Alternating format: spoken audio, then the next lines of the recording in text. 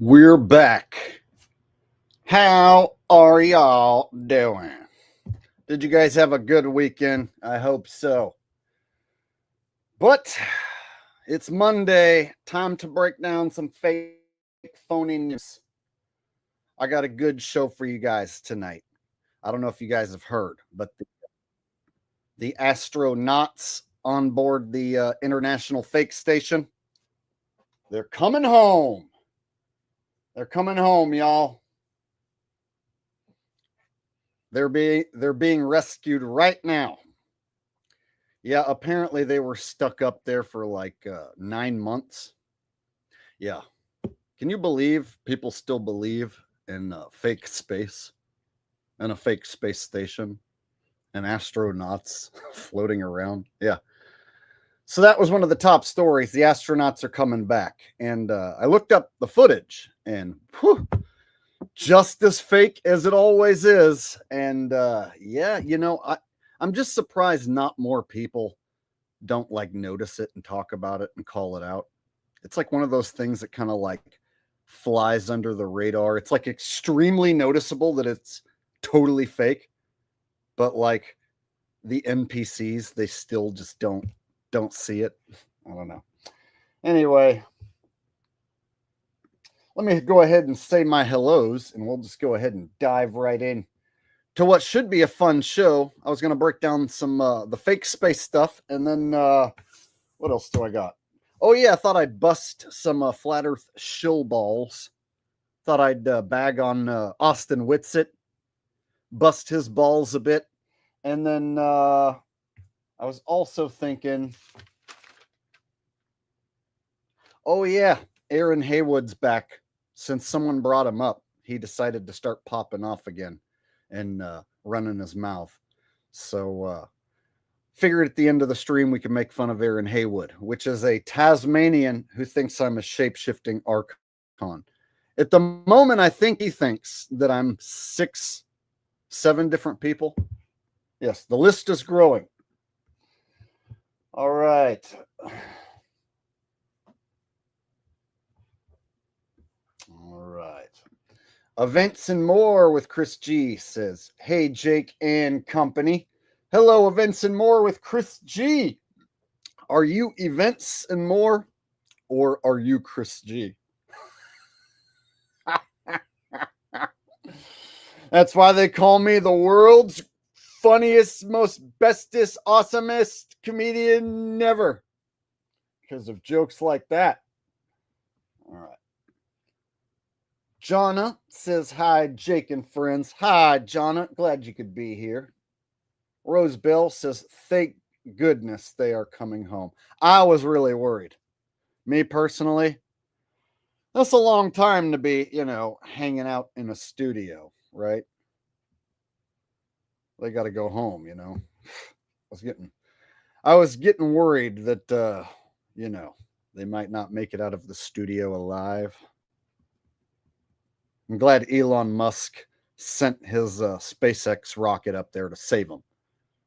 It's like they haven't talked about it yet, but like Elon Musk is a hero for saving them.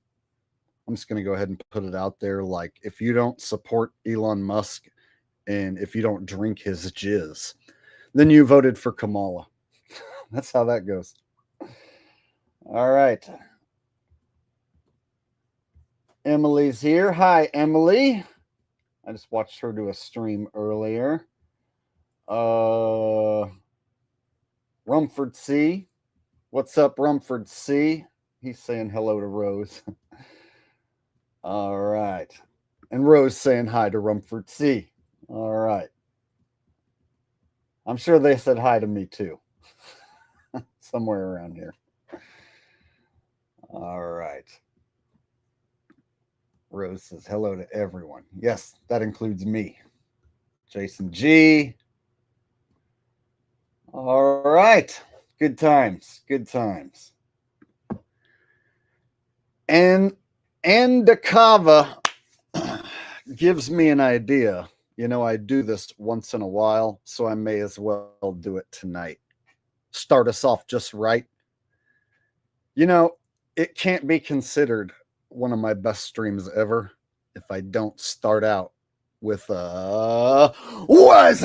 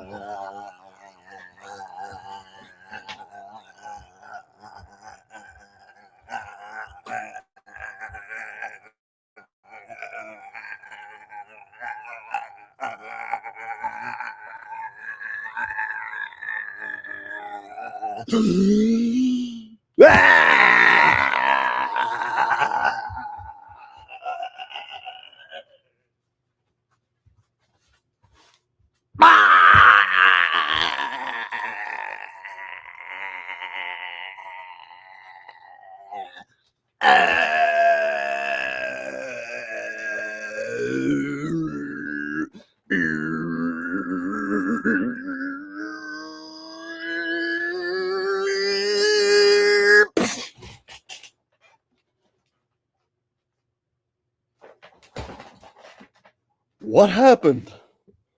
Who are you? What is this? What the freaking hecky freak is going freaking heck on here? Heck. Freak! Up was up. There you go. Whew. All right. Now that I got that out of the way, let's let the show begin. All right.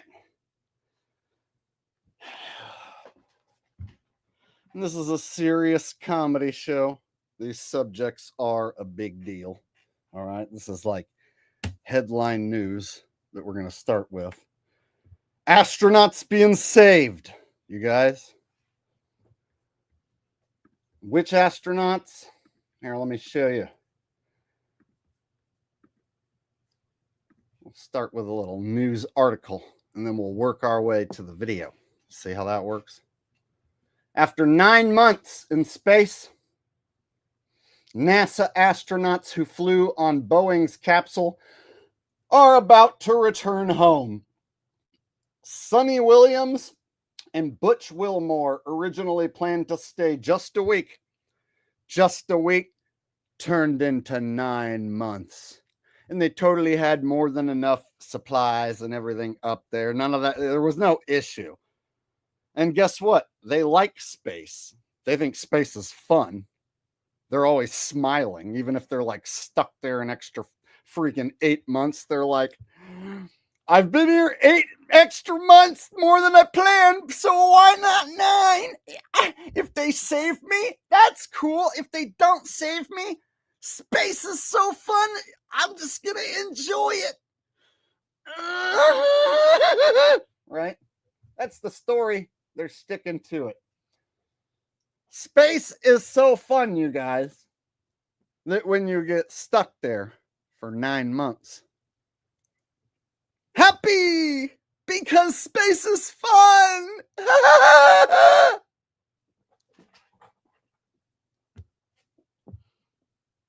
So they were like, sad that they had to leave and come home. Oh, we were enjoying it up here so much because it's so awesome.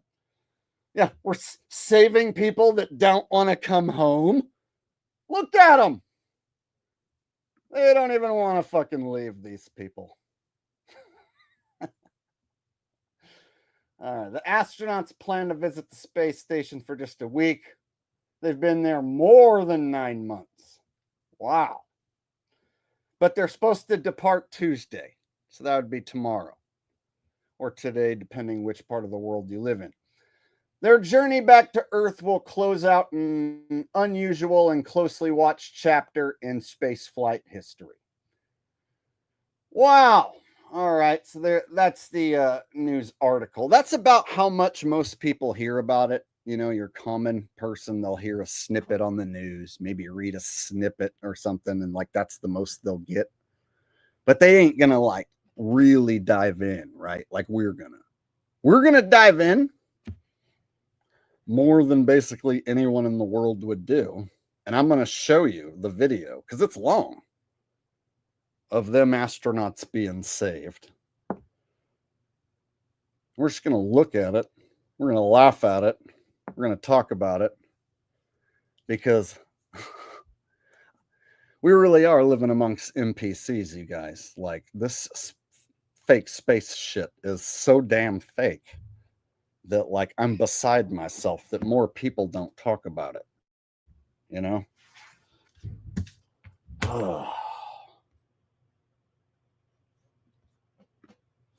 Yes, space diarrhea, for sure.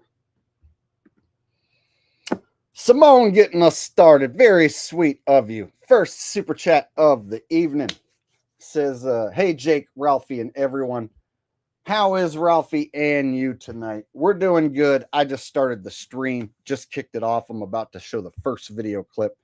And I like breaking down fake space. It's like my bread and butter. That's how I started this channel. It comes easy to me because it's so unbelievably fake. It's like it just pops off the screen with fakery, tomfoolery, bullshit, duper's delight, all of it. And so when I start showing this stuff, you guys are going to do what I'm going to do, and we're just going to laugh at it and make fun of it. So we'll start with that and then work our way to some other shenanigans. So it's going to be a fun show tonight. All right. And very generous super chat getting us started. Let me find Ralph. Where's he at? Oh, he's underneath my desk. And I'll have him make an appearance before he falls asleep. Come on, Ralph. Come on, puppy. You've been summoned to make an appearance. Ugh. And Ralphie just gets bigger and bigger every day. The tiny puppy phase came and went. Now he's big dog. Now he's like a big ass dog now, right? He's a big frog, huh? Oh, Ralph. Ugh. So yeah, the days of him just like easily sleeping in my lap is gone already. Now he's a big boy, huh? There's big Ralphs, huh? There's big Ralphs.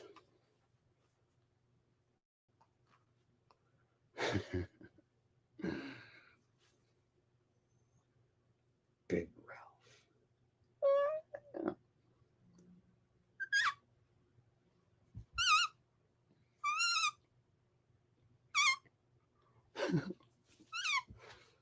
Yeah. There you go. All right. DVO says, imagine how stinky that shuttle was. Yeah, you know, when it comes to cleanliness, like they make it out like, oh yeah, you know, we shave and we take sponge baths and all that, and we get haircuts. It's like, speaking of haircuts, you know what I'm saying? Like, just some of the simple shit that you wonder, like, hey, wait a minute, you've been up there for 9 months. Like, how come like this dude doesn't have like, well, they shave while they're up there. They have like vacuum shavers. It sucks up all the little hairs perfectly, right? It's like the best shaver ever. It's got a vacuum. You're in the vacuum of space. It just shoots all that stuff out there into space. You don't have to worry about none of it, right? Any stray little water particles or hair particles that fly off, it all gets collected by the collection system. Yep, they got a system to collect the stray hairs and the dirt particles, right? Skin cells that fly off your body and all. Yeah, they got a filtration collection system. It's very high tech, very advanced. It gets rid of all of it. In fact, it's one of the most cleanly places. Did you know, even though like they're stuck in there in closed quarters, the space station is one of the cleanest places that you could possibly work. It's one of the most sanitary places. It's been proven. Yes. Yeah. I mean, you know, the the pee gets sucked right out of your pee-ness. It's very, very, very convenient and efficient. So, you know, very cleanly. The Norwegian method coming in with a super chat, but no message attached. Thank you very much. All right. So let's check out a video and we'll get this party started. First video, we'll watch a regular MSM news report, like a short clip about the astronauts being saved, because that's about how much your average normie is going to see, if any at all. This is what a normie would see, is something like this. 2 astronauts stuck in space for months are getting closer to coming home to Earth. A new 4-person crew arriving to the International Space Station yesterday. NASA saying in a press release that the current space station occupants, Suni Williams and Butch Wilmore, as well as 2 others, will undock in the SpaceX Dragon capsule early tomorrow morning. A splashdown is targeted for tomorrow evening around 6 p.m. Eastern Time. Williams and Wilmore were originally slated to spend about a week in space after going up in Boeing's Starliner craft last June, but they were left stranded because of technical problems. They've been there 9 months, and I started thinking about that. You pack technical problems. What sort of problems? It's technical. You wouldn't understand. Much too highly technical for anyone to be able to even explain. For a week trip. I'm a heavy packer. They don't let you pack as many things when you go up in space anyway. The number of pairs of underwear you're allowed to bring, that you wind up there for 9 months. I don't think there's a washer and dryer up there. Maybe I'm wrong, but did they have enough toothpaste? The stuff that was going on? Right. It's like, wow, she's actually asking questions, you guys, but she's not smart enough to like ask real critical questions and then come to the conclusion that it's all fucking fake. But look, she actually asked a few questions like, oh, you know, they actually had enough for 9 months. Wow, they brought enough for that. Just reading this now too, so. All right. And then someone in the chat asked if I had PayPal, and that made me realize that I totally did not put my PayPal address and my shirt link and all that stuff in tonight's stream. So let me quickly update that real fast. It'll take me like just a couple seconds to pull up a live stream and copy and paste all that in, and then it'll all be there, my shirt link and the PayPal link. All right.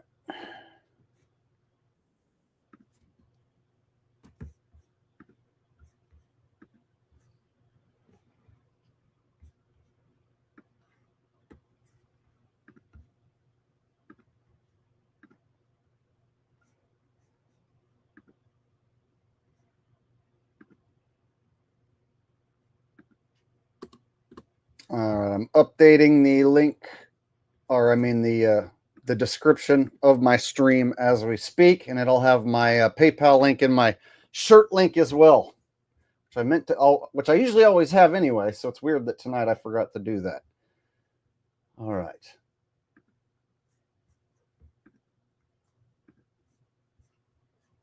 So hopefully it just updated. The my link is in the PayPal link, and my link for this lunar module shirt that I always wear in the description. Should be there now. All right. Is this Elon? Oh, yeah. I've pointed out in the past that this hand thing that they do where they hold their wrist like that, it's like a very unusual way of just stand, like nobody holds their wrists like that. And so this is something they commonly do on the space station. And it's almost like everyone has these like pure white hands that are like super pasty white. And it's almost like they have virtual hands or something, so that everything that they react with in their virtual world on screen like has like this virtual pasty white hand attached. It's very strange. So there's something about this hand sign where they're holding their wrist, and then these pants. They claim it's like they're for the Velcro and stuff, like, but there's something about these pants that they wear. Can't put my finger on exactly what these 3 things like are for sure used for, but like something about this hand sign that they always like to use. And I've pointed it out before. They'll be like they'll be like floating around like, yes. Uh-huh. I'm like, what are you trying to do? Keep your hand from floating away?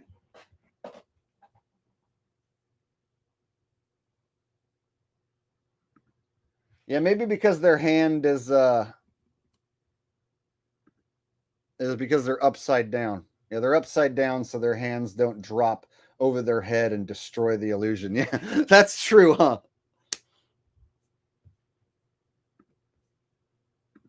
All right. Musk doing this? Yeah. So we didn't see fit to mention that, I guess. We did. It's the SpaceX Dragon. Doesn't say it anywhere. Yeah, it does. It says SpaceX. we'll undock in the SpaceX This is a Dragon private capsule citizen early tomorrow doing what morning. is a private citizen doing what the government is unable to do. Yeah, and there were some there's some reports out that he offered to do this with the Biden administration, and they said no. Right. Yeah, Joe Biden. He's the one that got them stuck there. You know the whole reason they were stuck in the first place? Joe Biden. You know who's saving them? Trump and Elon. Trump and Elon here to save the day. Miguel with a donation says, Lucy in the Sky with Diamonds remix to Astronauts. Lucy in the Sky with Diamonds remix to Astronauts. I'm not sure what you're trying to say, or what, if you're asking for something. I'm a bit confused, Miguel. Is that some sort of request? I'm like, does he want me to sing Lucy in the Sky with Diamonds and remix it with Astronauts? I hope not, because I don't know how to do that. I'm not sure what he wants. But thank you, Miguel. I appreciate it, and I'm confused.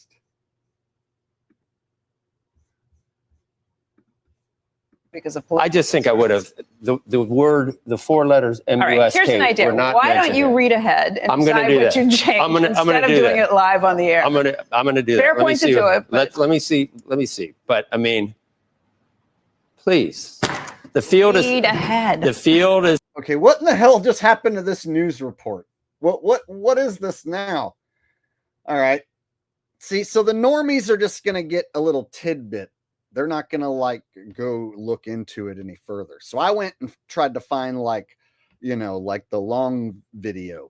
I like to find like the longest one, showing all the different astronauts coming in and going out and, oh, hi. And I wanted to see their reactions, like, are they going to overdo it? Are the people coming in going to be like, come flipping in and stuff? And guess what? That's pretty much what happens. I was like, how are they going to do this? Are they going to make it like super corny and stupid looking where all of them are on screen together? Like all freaking 12 of them or whatever are going to be all like on screen floating around. Yep. That's what they do. All right. Let me get you guys the long video. That news report sucked ass. You ain't going to learn nothing by watching that. You got to watch the long one on the Hindustan Times channel. The Hindustan Times channel, you guys, is the one with the goods. Gotta watch that Hindustan Times, man. You guys are like, what? Check it out. Hindustan Times. Thank you, SpaceX, for stranded astronauts. Sunita Williams, Wilmore, welcome NASA crew. Full video. 45 minutes long. This is the one. Starting a business from... Oh, yeah. Let's watch a commercial to really get us pumped.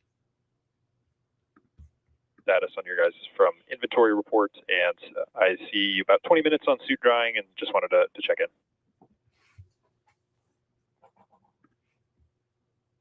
Yep, we're checking about 20 minutes on suit drying as well.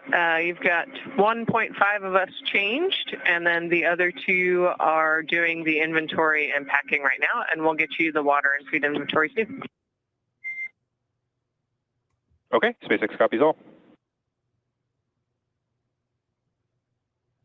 I'm scrolling back to find any missed super chats. Apparently I missed one. Let me go back and see if I find it. I'll just leave the video playing because it's super exciting.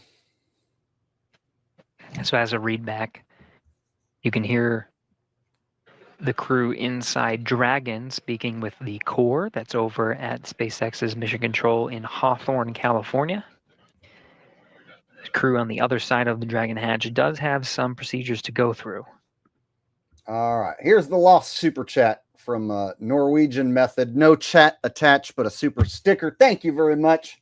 Sorry I missed it while I was rambling. All right, guys. So this is the crew here waiting to be saved. Gotta love the hair. Each individual hair strand doesn't float on its own. No, it's like there's like a chunk of curl that shoots up here and a chunk of curl that shoots that way, but not each individual hair strand is going to float. And this guy made sure to keep his hair nice and short. You know, everybody's just like, yeah, whatever. Hurry up and save us. We're having so much fun. He. Good times. Exciting video. You heard they have some time on the suit drying, and then they have additional procedures ahead of them before they open up their hatch.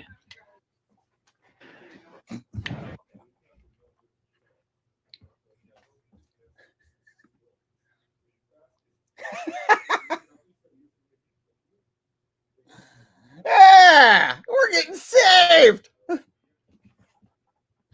Look at that face, you guys. Come on. Fucking, they couldn't have chose more of a Muppet face. Fucking Duper's Delight. Old batty fucking Muppet face ass witch bitch of a fucking Muppet.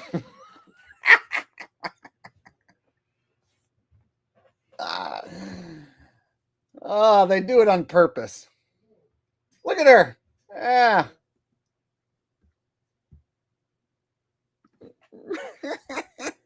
We're getting saved.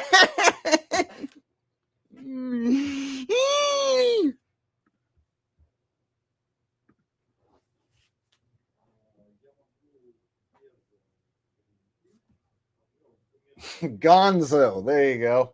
Exactly. Good call. Face of a witch. I agree, Rose. They pick her for a reason. They know it's going to gaslight the shit out of like the 0.001%, which is us. Like, let's have this ugly ass witch with a Duper's Delight on her face, grinning into the camera, with her arms folded and her hair fucking shooting everywhere with hairspray. Yeah. This is what everyone that you know believes, you guys. Think about that. Everyone you know believes that these astronauts are being saved. And we are like the 0.0001% or less that know that it's bullshit. Isn't that sad? Isn't that sad? Like, yep, I'm the crazy, stupid one in the family because I don't believe this is real. Are you guys the crazy tard muffin in the family because you don't believe this? Yeah. What a wonderful life.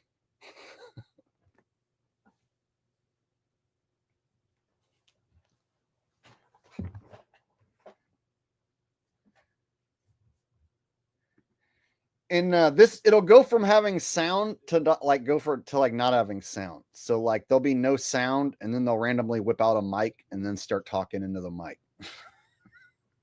But this is it, y'all. Shady Davy D said, if you are here viewing us in the chat, hit the thumbs up. Good idea. We just hit 500 live viewers.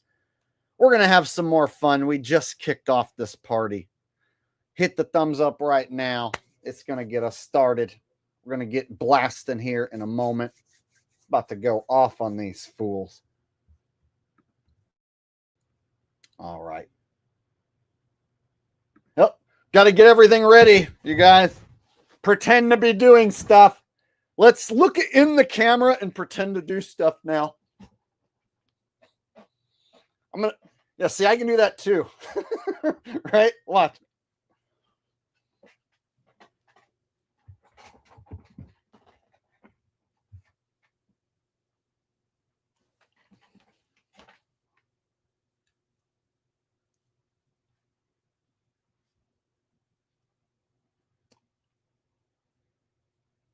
That's all they're doing right now, right? Fucking pretend to do stuff. Yeah. There's this. Oh, what are these tattoos? What is this? Did you get trampled by some mutts before they funked you in the bunk? Did you get funked in the bunk by a pack of rabid dogs, madame? Oh, what a very classy tattoo. I can see why a distinguished gentle lady like yourself works for such a prestigious space exploration organization. What? I didn't even see this the first time. Holy fuck. Lady has fucking dog paw tattoos going up her arms, right? And then meanwhile, hardworking individuals who don't have tattoos like that here, they can't find a job, right? Oh man, look at this. Even looks weird. It looks like it wasn't even done good. It's like, did you actually like fucking let your dogs trample you, and then you had like ink on their fucking paws, and then you went to the tattoo guy and you're like, make it permanent, right? Like, I let my dog put its paws on me, and then I had the tattoo guy ink it in to let everyone know I was trampled by a pack of wild mutts. All right. I think I saw someone mention Blue's Clues. There you go. A clue, you guys. I see a clue. You know what that means? This might be bullshit. We're going to have to investigate a little more. Let's not get hung up on just these ugly, ridiculous tattoos.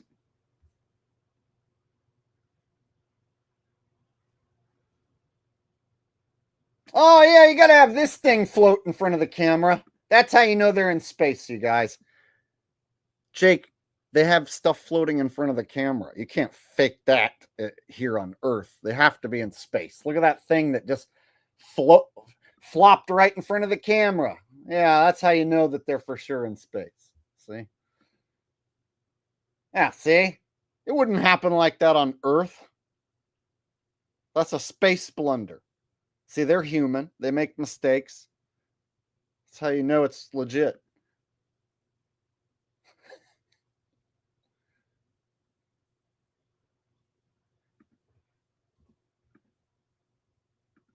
Oh, what's this? Oh, look, the cord is here and it's over here.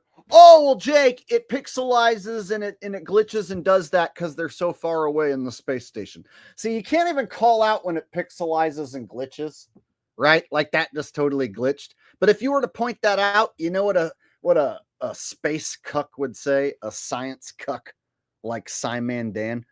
Well, that's just a compression effect because it's so far away, right?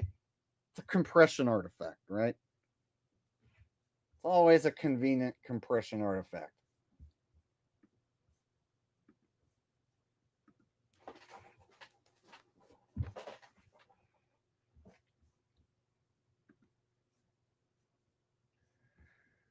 All right. Oh, look at this. Be the inventory report. Hey, let's get your hair in front of the camera. Let's really gaslight the fuck out of anyone who's talking about her hair and have it just flop right in front of the camera. That's her hair, you guys. I swear they're doing this to gaslight us right now. They're trying to piss me off. And it's working. They know that we're pointing at this bitch's hair. So they're like, why don't you go rub your hair right into the camera? All the normies will be like, space hair. Whoa, cool. And anyone who doesn't believe in space and knows it's bullshit, they're going to be fucking triggered. They're going to be like, why is she rubbing her hair in the fucking camera? Oh my God. You did not just rub your hair. Yes, all right. That's what I'm calling for. So we had water from Get it, bro. station 11 and 12 from 202, we had 5 bottles. Them. For 203, 5 bottles. Looks like I was talking and missed some super chats. And one baller says, were they hiding underground somewhere or what?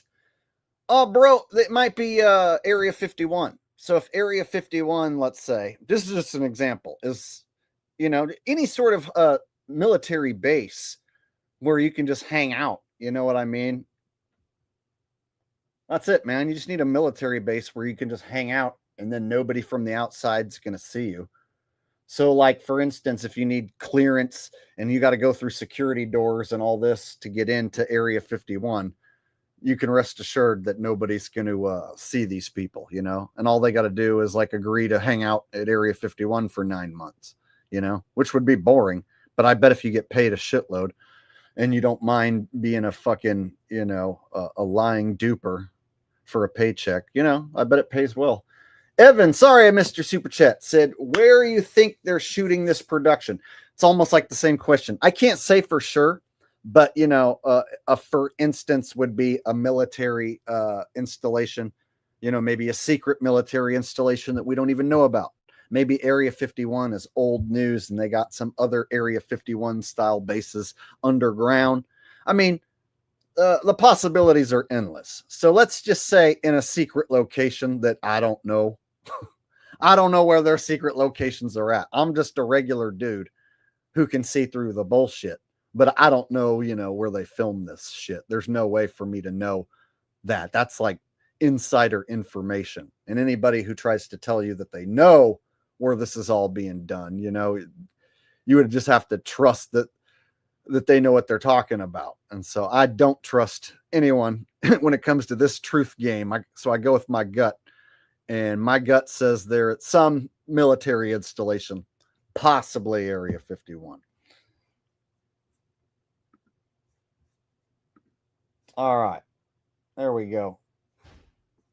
Space may be the final frontier, but it's made in a Hollywood basement. And if you want these kind of dreams, it's Californication.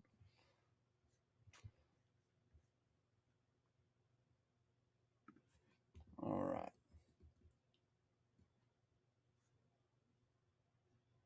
How do they pull off making stuff float?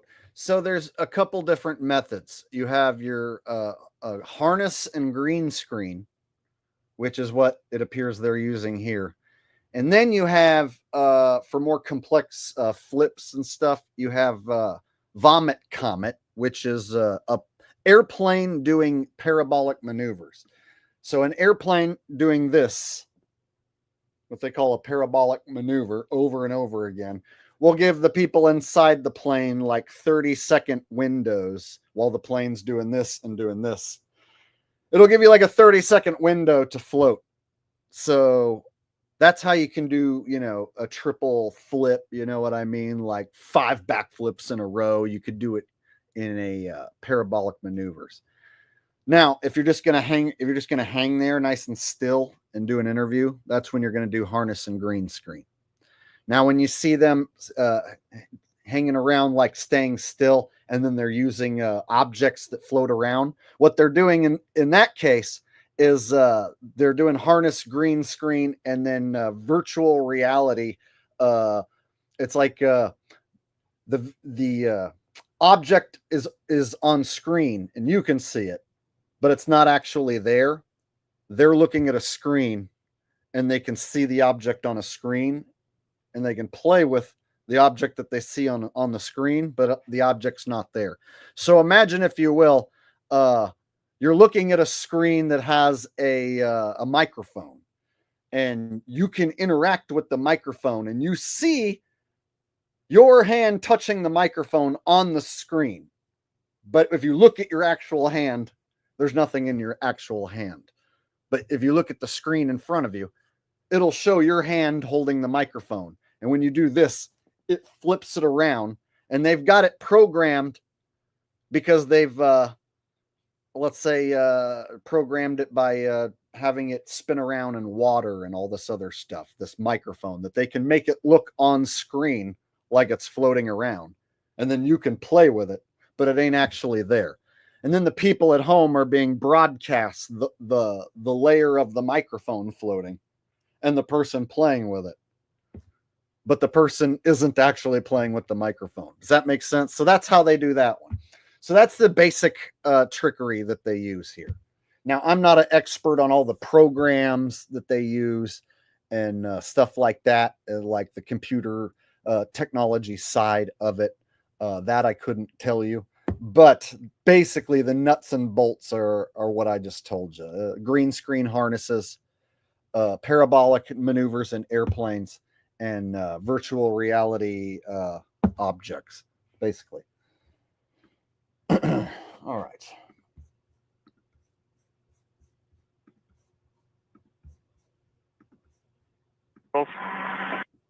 For back 204, 4 bottles. Okay, I copy bag 202 and 203 were 5 bottles each, and 204 was 4 bottles. Affirm. Now let's go through food consumption. We went through 01, 302, 303, Through 304 are Oh, all look, empty. you guys, an alien. Affirm. An alien's coming to save them, you guys. Astronauts have such a good sense of humor. I'm so glad, in a serious situation, where you're saving astronauts from possible death. They're keeping it light, keeping it funny. Alien costume, gotta love it. These guys, pranksters, jokesters.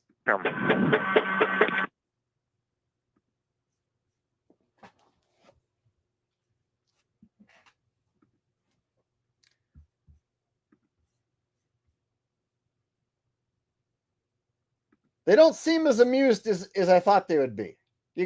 I thought they would think that was really funny.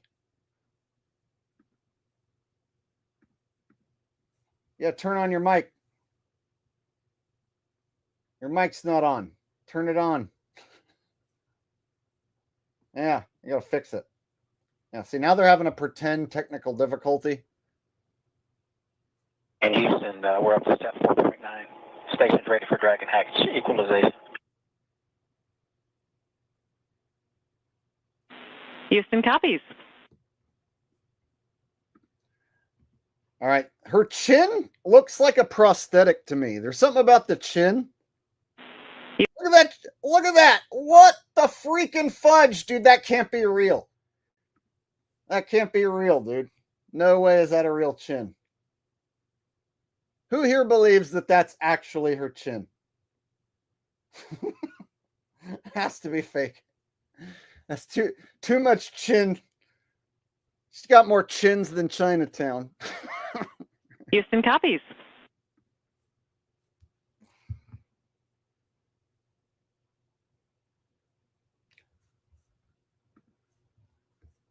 See, stuff like this, random spins of the microphone. Like, why? Why do you have to do a random spin-a-rooney of the microphone? You've been in space for 9 months. And you got to like spin the microphone around. Why? Well, I got to prove that I'm in space.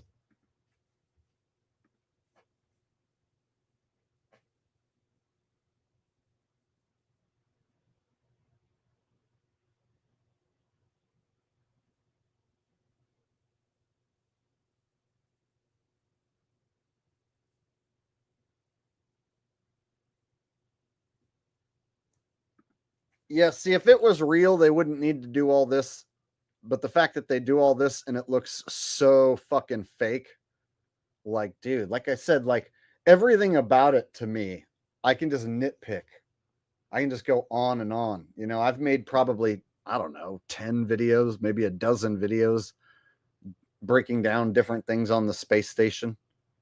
I've even just focused on like simple stuff like, look how cluttered everything is, and the electronics, the way the electronics are all just hanging and dangling about everywhere, so clunky. You know what I mean? Like you're just going to have everything hanging and dangling. And there's some sections where it's way worse looking than this, where the wires are just exposed. And it's like, oh yeah, you're just going to go shooting down one of the tunnels and like catch your foot on some dangling hanging wires and like rip the wires right out of the wall. Yeah. Oh no, that doesn't happen. Everyone's so good at going down the center that no one ever catches their feet on the wires, Jake. That's just dumb. Nobody ever catches their feet on any of the wires. No, nobody accidentally like bangs their knee on the computer. No.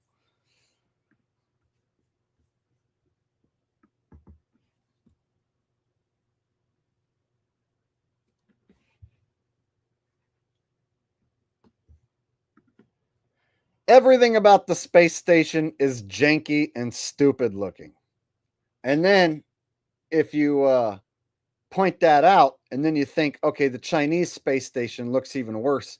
And nobody even calls out the Chinese space station, right? They can't call out the Chinese space station as being fake because the Chinese don't call out the American space station as being fake. So all the different space organizations have to pretend that each other are all legit, no matter how ridiculous any of them look. Oh, he's coming in upside down. That's how you know it's real, you guys. Coming in upside down. Yeah, he's got to do that. Got to come in upside down. Let's really stick it to these flat earthers and show them we come in upside down and space is real, man. Yeah. This is how I enter the space station.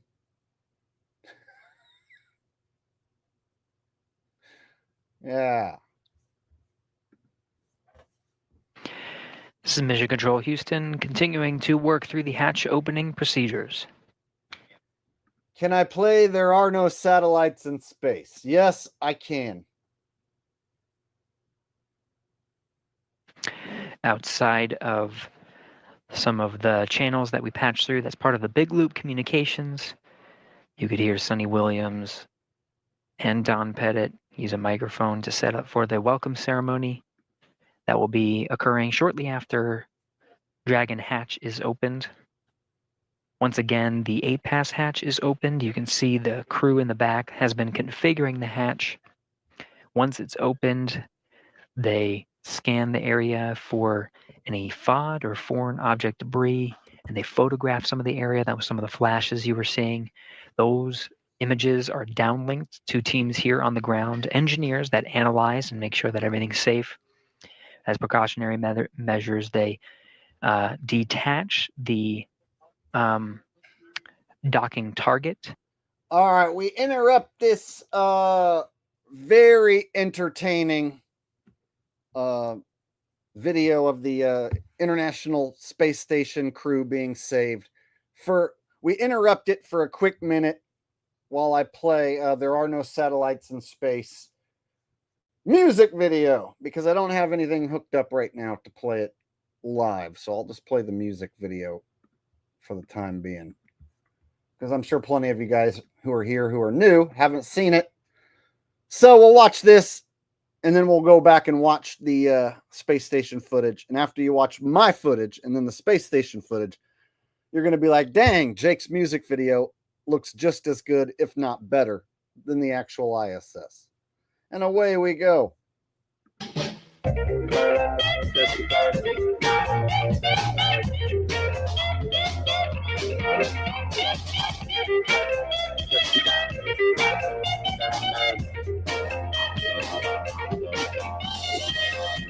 Scott Kelly, he's a fucking liar. He's hanging around in a harness in front of a green screen. That ball fucking liar's in space. And you can see it written all over his blood red face. There are no satellites in space. NASA never went to the moon. There are no astronauts in space. So you'll assume there are no satellites in space. NASA never went to the moon. There is no space station in space. NASA never went to the moon. The image you see in the telescope, it might be a hologram.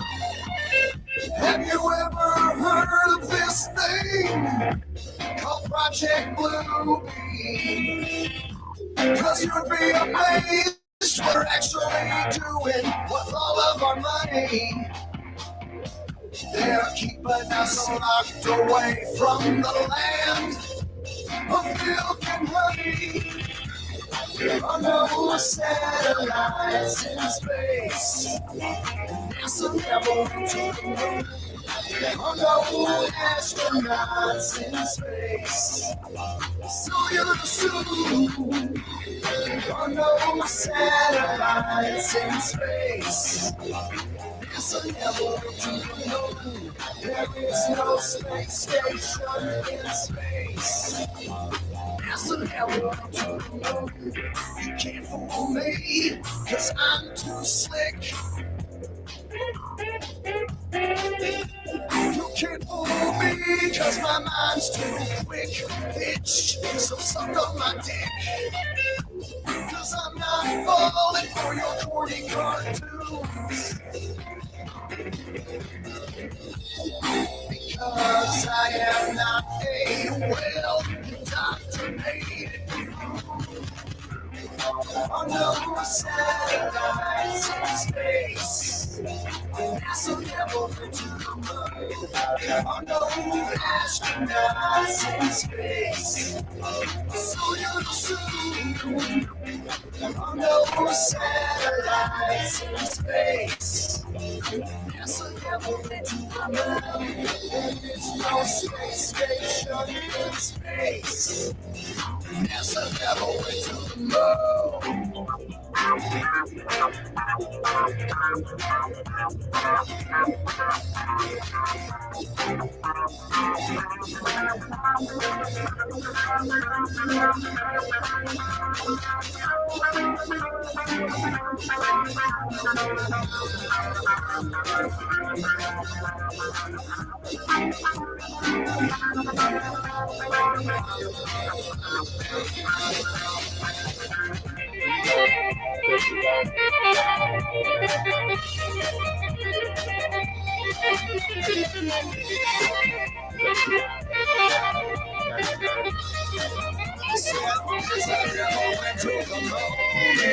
No, they didn't. Not even fucking once, y'all. I said, yes, I never went to the moon. No, they didn't. Not even fucking once, y'all. I said, yes, I never went to the moon. To the moon. To the moon. Yes, I never went to the moon. To the moon. To the moon. Yes, I never went to the moon. To the moon. To the moon. Yes, I never went to the moon. You know what's crazy? I totally forgot that I did this. Check this part out right here. Quick, bitch, so suck on my dick. How about that? I forgot that I told her to suck my schling schlong. There she is, y'all. And there's my crotch. And I already told her to do you know what. And then tonight, here we are breaking down the fake space mission where she gets saved. See? All right.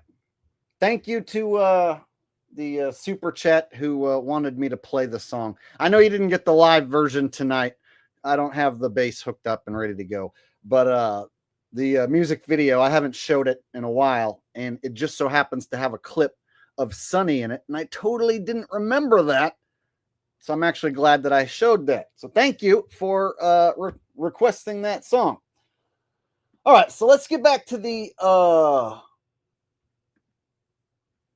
stranded crew being saved by the guy in the alien costume. That's what's really important. Oh yeah, now that you saw what I did in my music video, and then you compare and contrast, not too bad, huh? As an extended pole that sticks out from the center of the APAS hatch on the other side, that was used as literally the target that we saw as Dragon was approaching the forward hatch. So that was removed. The hatch itself is covered with some fabric. All of these safety measures to protect the crew as they ingress by the written procedure. The same thing is happening on the Dragon side. Procedures. They have to dry their suits. They have to change into polos and something. Boring. Yeah, they're just pretending to do stuff right now. Go ahead for Dragon on the big loop. There's pretending to do stuff. Space station is the audio channels such that the crew inside the station can communicate directly with the crew inside Dragon. At the same time, those audio loops are patched through to control centers here in Houston, as well as the SpaceX Mission Control in Hawthorne, California. Everybody can talk on this loop. Suni Williams, of course, eager to greet Crew 10 and welcome them aboard. As we mentioned, Dragon. Up commercial. One of those dudes was smiling real big. He was really loving it. He's having a great time. Look at this. Look at this dude right here. Watch the smile on his face right here. Like, yeah! It's so fun! I love being in space! Ah!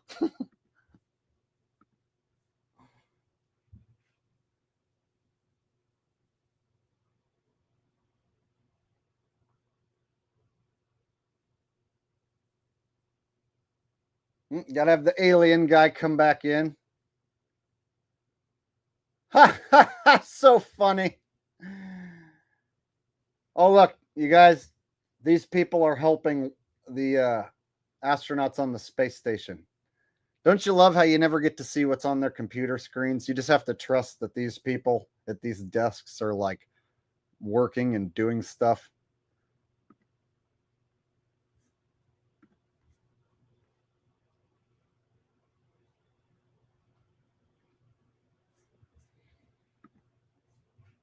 Boring. Oh yeah, that's what I want to watch. I want to watch some fucking silent, fucking far away office work where I'm staring at people at their desk who are staring at screens. Gotta see that. This is some riveting shit. Make sure to show plenty of it with no sound. Whoa, look at this lady, you guys. Look how hard she's working. Awesome. Fucking yeah, this lady. Woo, yeah. When I grow up, I want to be this lady.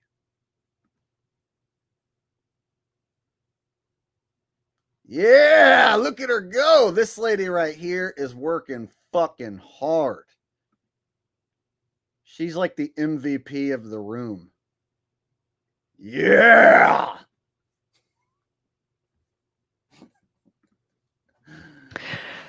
This is Mission Control Houston. You're getting a live view from inside the International Space Station. Now, we get these incremental handover periods.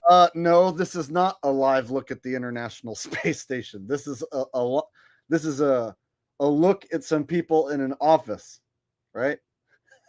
It's not inside the space station. You are incorrect, sir. They probably should find a guy who knows what he's doing.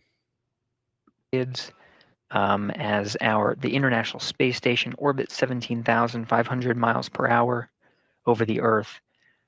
They are communicating with several geosynchronous satellites that are positioned also around the Earth and have to point the antenna in a certain way. So these handovers are anticipated as we hand over from satellites. Whoa, slow down, fella. Like, you're saying so much awesome stuff that like I can't hardly contain my excitement. You're going to need to slow down and make it more boring because quite frankly, it's just too much stimulus. You're stimulating me too much. You're entertaining me to the point where I'm over entertained. I am overstimulated. Please slow it down. Be a little more dry and boring. Could you please? Satellite. Nick Hague and many of the other astronauts, of course, working through, eagerly awaiting to greet the Crew 10 astronauts. You saw the mask that Hague was donning. That is still Hague. He and the other crew members are working through the procedures. Where's Elon? He's probably somewhere with his head up Trump's ass.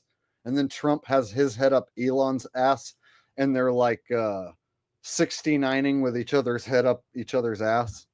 It's like this special form of hybrid 69ing that they do where they both put their head inside each other's anus at the exact same time, right? It's one hell of a sight to imagine. All right. I mean, where else would they be? All right. Let's get all these dudes on screen at once. Because look how long this video is. 45 minutes? Dude, I can't watch 45 minutes. Let's get them all on screen. That's the part I like, when they get them all on screen together. Watch this. Here we go. This is a good point to start. Everyone's going to be really happy now that the foreigners are jumping on. So we got a Japanese guy and a Russian guy. They're going to come on board. Everybody is family in space. We might be, at odds with Russia or China. That's on the ground. In space, everyone's friends. There is no war in space. Everyone is happy to see everyone, right?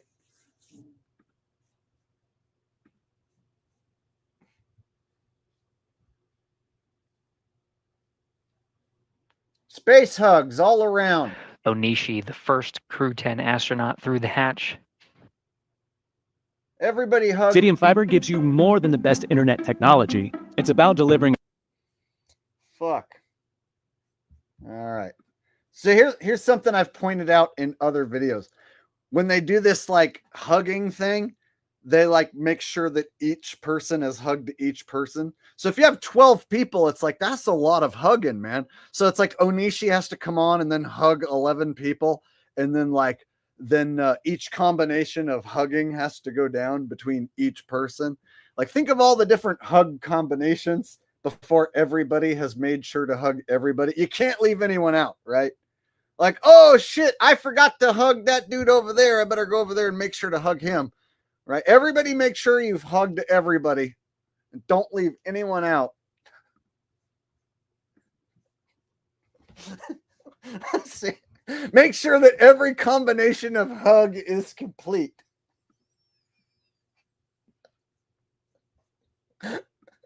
It's a fucking hugathon, you guys. Look. Hey, how's it going? Good to see you. Hey, hugs for you. And these are like deep, like, oh, like these aren't people that you like know, right? Aren't these like strangers? Like, you should be like, oh, hey, hi, you. But like, no, everyone's like, get in here. Let me like grasp your back and like give you a rub as if you're like part of my family. Everybody is family when you're in space, you guys. There is no war in space. Everyone loves everyone in space. Black, white, red, brown, Ching Chong Chinese, doesn't matter, right? Everybody loves everybody.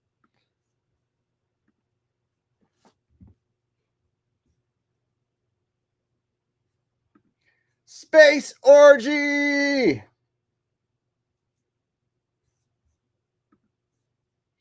You know, when they do have space orgies, they have a very sophisticated splooge removal system.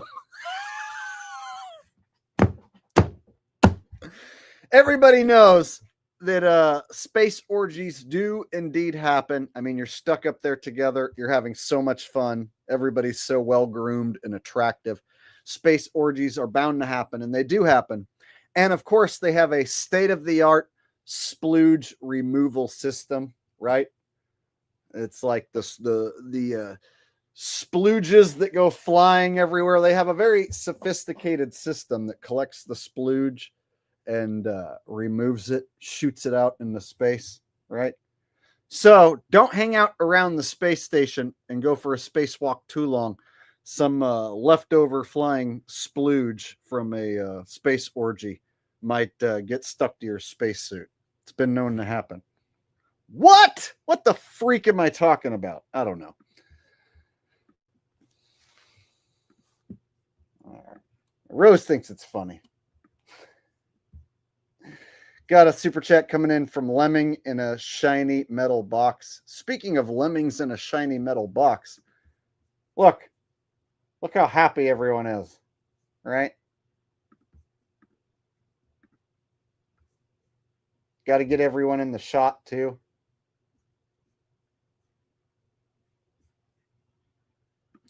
Is this like a lady boy, man, girl person?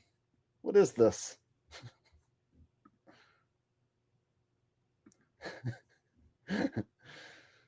Sergeant Admiral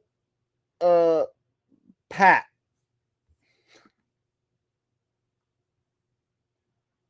Sergeant Admiral? I don't know. Who cares? All right.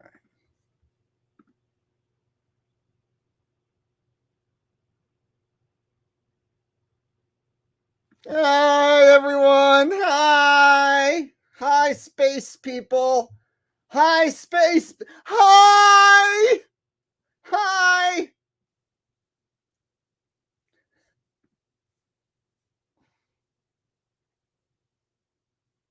Hey, guys. Basically, everyone you know believes this. And you're the weirdo, crazy flat earther who thinks it's fake. Yep. Isn't that a wonderful life you get to wake up to where everyone you know pretty much believes this? You're one of the lucky ones if you have a family member that knows that this is fake that you can talk to. I don't have any. I don't have any family members that are awake to this. So I have you guys. That's why I do this partially is to give myself somebody to talk to. Shit, there ain't not a single person in my family who would notice that this is fake. Every single person in my family would think that there's nothing wrong with anything on screen. They would be like, yep, them people are happy to be saved from outer space. And they're having so much fun in outer space, they don't even want to go home.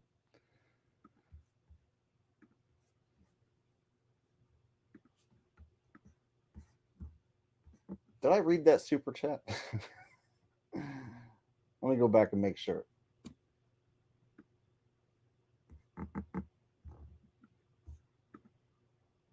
Oh, yeah. Didn't have a super chat attached. Okay. Look, there they are, you guys. Got to get them all in the shot. And then they're going to turn on the microphone, and then we're actually going to... look how happy this one is. This is so happy. See, everyone?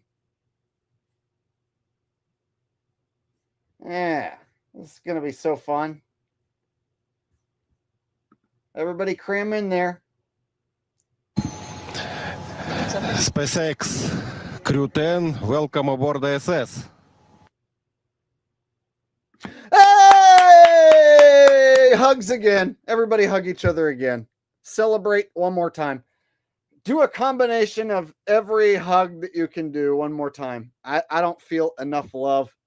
I'm thinking we need some more love inside here. We need more love and more happiness inside the space station. Hey, all right.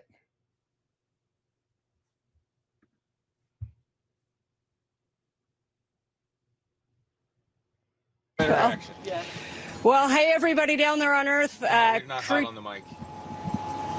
I know. Is the receiver? Oh, yeah, we're on. Okay, got it. Okay. All right, They changed it the last minute. Got it. thought I lost my touch there. When your girl tells you she needs some space. Miguel coming in with a super chat zinger. Good one, Miguel.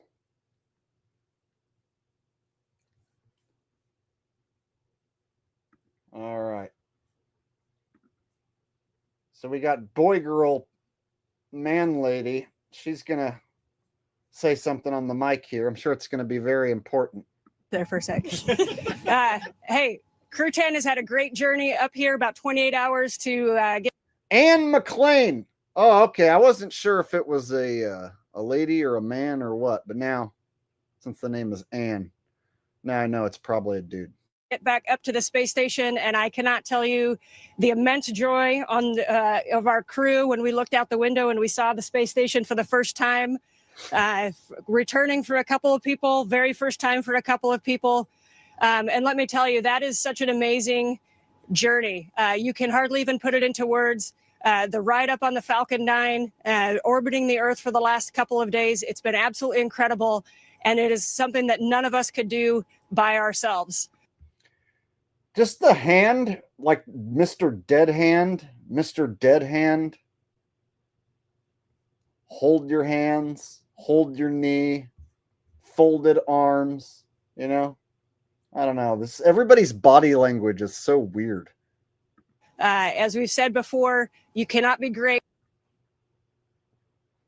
Just gonna stand here like this, right? Mr. fucking arm just gonna poke out like that, right?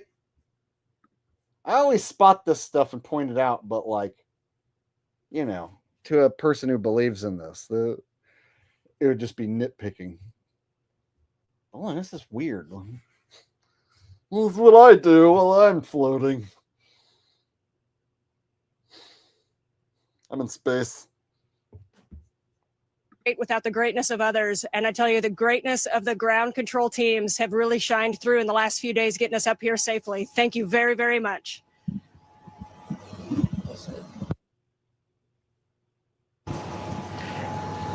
Hey, from the bottom of my heart, thanks.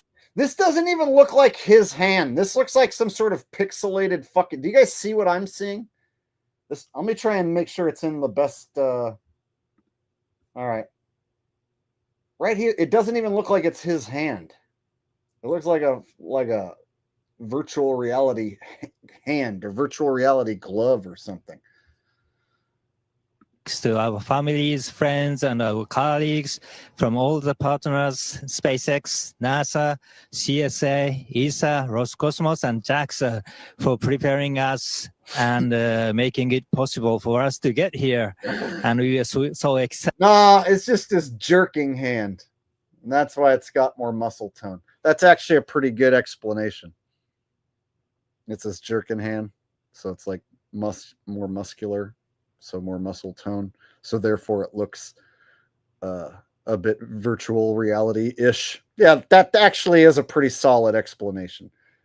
In fact, I'm satisfied with that. No further questions, Your Honor. Excited to now be officially part of the Expedition 72. Thank you guys. And I want to say a couple of words in Japanese from here. 日本の皆さん応援ありがとうございました。元気にここまで ISS まで帰ってくることができました。明日からまた、一生懸命、希望でのサイエンス等含めていろんなタスクを頑張っていきたいと思います。ぜひ応援よろしくお願いします。おー、こんにちは。おー、チンチン、わらわらビンビン。おー、you ching chong, me ding dong. Let's get together and we all play ping pong. And it's not racist when I do that. It's funny. All right. Here's a good question. So if they're lying about space, what else are they lying about? Good question. Answer, fucking everything. Basically. Everything. Yeah, you just start naming stuff and yeah, it's a lie. Sports, yeah, it's a lie. The news, yeah, the news is a lie. The Earth, yeah, the Earth is a lie. Space, yeah, space is a lie. Space stations, yep, lie. Space missions, lie. This is all just nothing but lies. Everything you think you know is just built on foundation of lies. And then once you figure that out, then you realize, oh shit, I have to relearn everything. And there's no way to know for sure what the real truth is. So you got to like come to those conclusions inside your own mind on what the truth is and know that you're not going to know for sure. That's where I'm at. I make up my own mind what truth is in some cases because there's no way to know for sure, you know.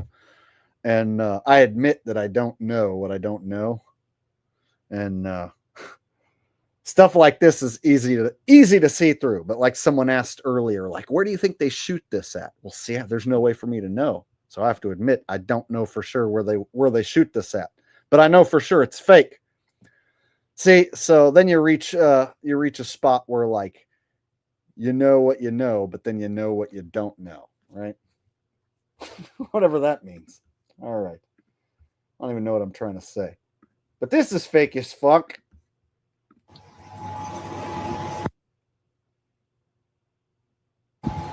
One more time, I want to hear what this dude says. Let me put on the captions. だからまた、一生懸命、希望でのサイエンスと含めていろんなタスクを頑張っていきたいと思います。ぜひ応援よろしくお願いします。There you go. Anybody here speak Ching Chong? Want to translate? Anybody? Holden, do you speak fluent Ching Chong? Can you translate what he said? I wonder if Stephen Hawking can translate what he... Stephen Hawking, can you tell us what he said?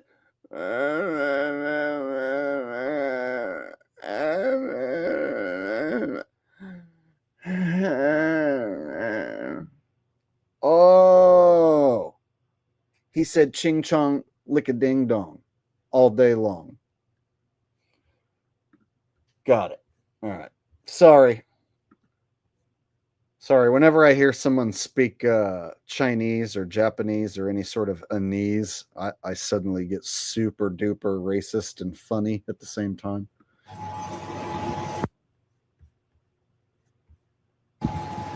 Okay, thank you. Thanks a lot. Thanks a lot one more time to SpaceX and NASA for this wonderful ride. That was really fun. Thank you to NASA and to SpaceX for that ride. It was fun. And also thank you to my colleagues with the ching chong and the licking of the ding dong. Now we go play ping pong. All right. Sorry. I did it again.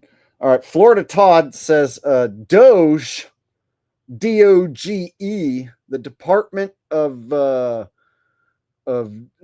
Generic Emergencies. I don't know. Just trying to make some shit up. Says you need to investigate the fraudulent charging of taxi service. Empty rockets with no passengers. Well, yeah, we know that the rockets don't take people anywhere. So we know that the rockets, they take off, they turn sideways, they start heading back towards the ground. And then once they've left your sight, they tell us that the rocket left the Earth's atmosphere. And then they show us a cutaway of a booster coming off the back of a rocket. And then they tell us that they're out in space. But we don't ever get to see the actual rocket taking the people actually go to space. No, we see the rocket go up, turn sideways, start heading back towards the ground, go over the horizon in the distance. And so popular consensus is that they're just splashing those rockets down in the ocean, right? The ones that leave Florida splash down out in the Bermuda Triangle, right? And then when you look at how slow they take off, they say that those rockets are taking off so fast, but they look so slow.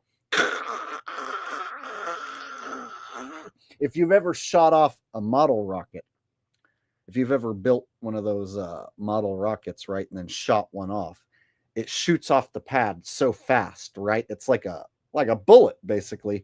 It basically will leave your sight in like a second.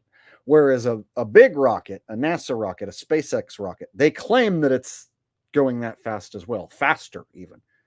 But when it leaves the pad, it very slowly leaves the pad as if it's a tube full of helium.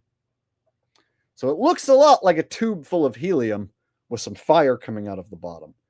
They claim that that's going as fast as a bullet, right? Doesn't look like it's going that fast. But then when you have a much smaller rocket, a model rocket, it does take off like a bullet. So they want you to think that just because the rocket's so big, it looks like it's going slow, but it's totally going fast, man. So they've tricked people into thinking that that slow-ass rocket taking off, the tube full of helium, is going really fast. Thank you, Florida Todd. I appreciate that. Florida Todd. Recon Willie has a rocket in his pocket, and I think he's ready to jock it if you want to sock it. Ew, gross, Recon Willie. Keep it to yourself. Just kidding. Give it to everyone. All right. Let's watch some more fake space. Turn off the captions. Turn on the captions. Off. All right. And thanks to all the world's aerospace industry, which works to make the dreams to come true and to take us further and further. That's really wonderful. Thanks to everyone working there. Thanks to everyone who live. Thank you to people who helped me to get here. Thank you to little child at home. Thank you to everybody who deserves a thank you and thank you. И спасибо, конечно же, отдельно это Роскосмосу и Центру подготовки космонавтов за знания и опыт, который... Ишка-дишка, рушка-ду, ришка-душка-дишка-душка-душка, рушка-душка-дишка-дашка-душка-ду. You give me rushki, I give you dushki-ду. He come around with the flushki, hushki-flushki, душ, рушка-душ. Привели меня сюда. Будем работать славно, работать дружно. Во имя, во благо всего человечества. Передаю микрофон. Everybody speak a language that we don't understand. Yes. That makes it more fun for me. All right. So I got a super chat coming in from Gone with the Wind. It says, Jake, could you sing Indian moon landing song? Yes, I could. What?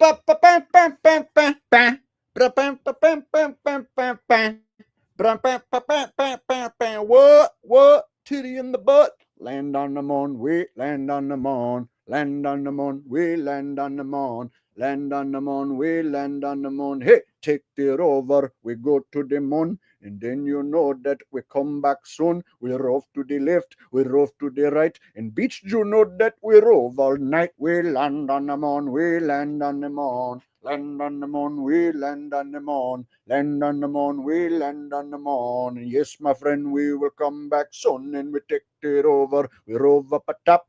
We take it over, we rove down low, we take it over, we go, go, go. And bitch, we don't know which way to go now. We land on the moon, we land on the moon, land on the moon, we land on the moon, land on the moon, we land on the moon. And yes, my friend, we will come back soon. We take it over, we rove to the east, take it over, we rove to the west, take it over, cause we rove the best. Bitch, that's right, you know we rove the best. We land on the moon, we land on the moon, land on the moon, we land on the moon, land on the moon, we land on the moon. And yes, my friend, you know we come back soon. We take it over, we rove up north, take it over, we rove down south, take it over, we rove in your mouth. Did he say that you rove inside my mouth? Yes, land on the moon, land on the moon, land on the moon, we land on the moon. Land on the moon, we land on the moon. Yes, my friend, we will come back soon. Now rove, rove, rove. Take the rover, rove, rove, rove. Everybody now, rove, rove, rove. With the rover, rove, rove, rove. Rove, rove, rove. Rove, rove, rove. Rove, rove, rove.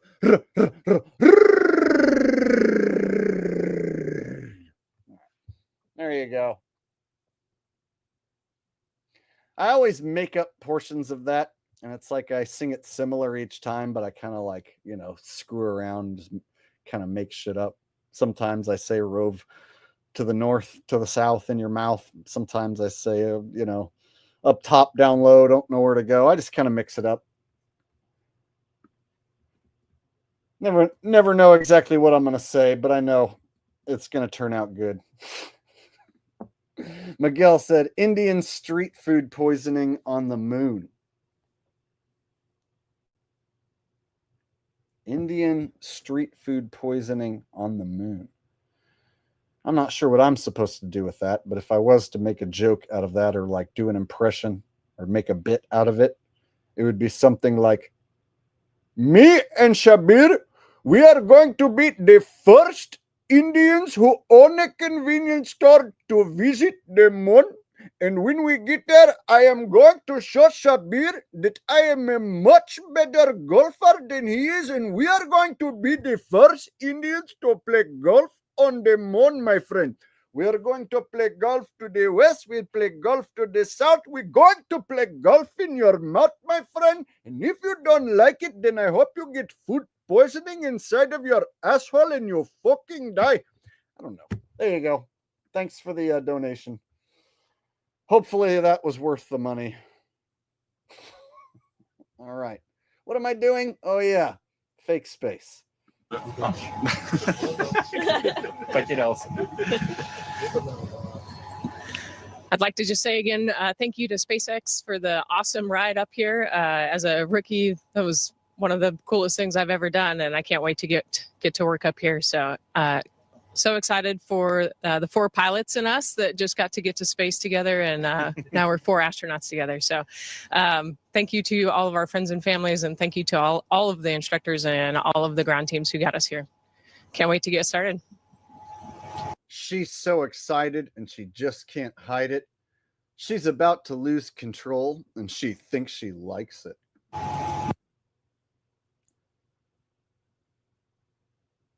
And Houston, thank you for tuning in this early morning. It was a wonderful day. Great to see our friends arrive.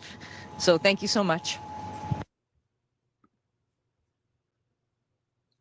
Bye. Everybody say bye. Now watch, they all float away. Thanks to all participants. Station, we're now resuming operational audio comm.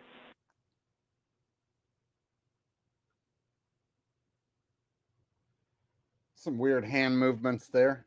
Now resuming operational audio comm. Look at this. Some weird.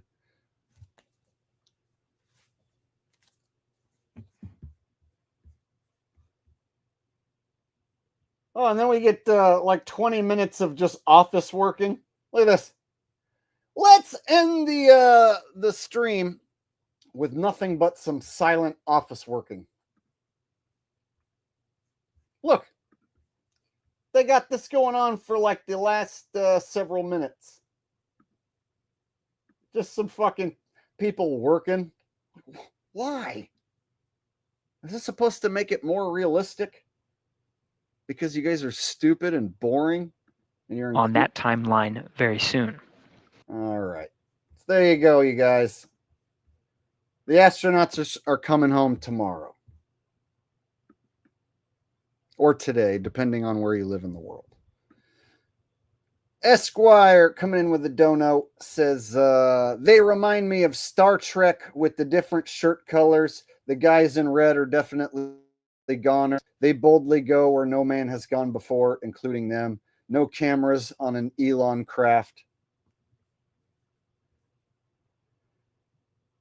It's just so phony looking. You know what I mean? They're just all just such goobers, and it's always that way. It's like they all have this like goobery look on their face. Everybody, you know, when they look in the camera, like, hi, I'm Mr. Doughy Face Goober Bald Face. Hi, I'm Mr. Doughy Face Goober Bald Face. Hi, I'm like older bald face guy. Hi, I'm also a doughy face guy. I'm like your typical Japanese guy. Hi, I'm a lady man boy. I don't know. Just the crew is like just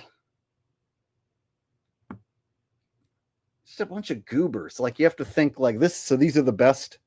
This is the best of the best. The people that like tested the highest at the space school. You know, these were the chosen ones. Yep.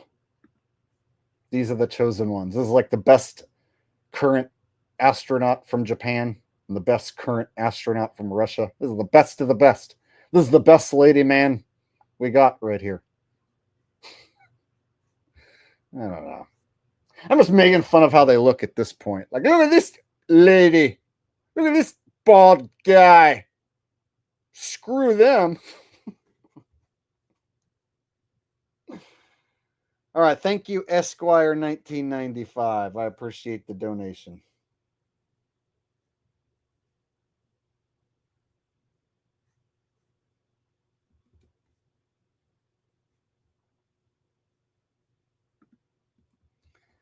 Yeah, you know, with that many people on board, you better hope that nobody's using the space toilet when you need to use it. If you have to go real bad and somebody's using the space toilet, you got to wait for them to crap in a bag and push it down with the pusher stick. Remember, I showed like, I don't know, 2 or 3 streams ago that the space toilet, they have to put a plastic bag over or inside the toilet. They put this plastic bag and then they poop into that inside the plastic bag. And somehow when they do that, it doesn't come out of their butt and then go right back up into the hole because of, you know, the whole no gravity situation. No, it goes into the bag. And then you undo the bag and then you take the pushing stick and you push the poop down into the hole with the poop pushing stick. There's a whole process to it. The whole reason that they go to space is to tell people how they go to the bathroom in space. That's like one of the whole reasons they do this. They said that by far the most popular question is, how do you go to the bathroom up there? And so they always have to repeat how they do it and give tutorials. So that's the whole reason they built the space station and risked their life, is to talk about how they take a space shit. It's very educational. All right. I was hoping they'd show us the splooge removal system and give us a demonstration of how it works. But maybe next time. All right. So what do you guys think? Anyone here believe that that shit's real? Do we have any space believers in my audience that are like, what? Looks real to me. You guys are crazy. Of course, if I ask if we have any space believers, there's going to be 1 or 2 of you who are going to pretend to be space believers. I don't think there's anybody who's an actual space believer who could sit here and watch what I'm doing. I think their head would have exploded long ago and they would have left.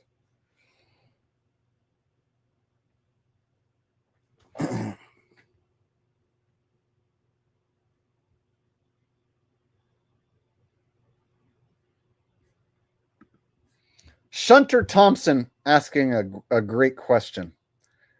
Why come they need so many schmucks on that fuck station? I wish I had an answer for you, but I don't. I'm actually, you know, just a layman. A lame man. I'm here on Earth, you know. I'm not one of those super smart, cool dudes who gets to go to outer space. So I couldn't tell you. You'd have to go ask a super smart person, you know, like an astronaut.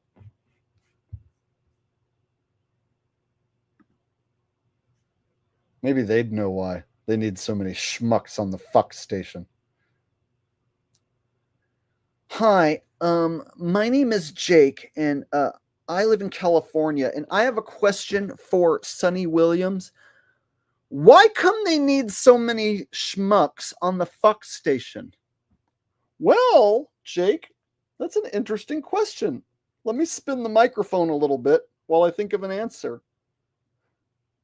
They need so many schmucks on the fuck station because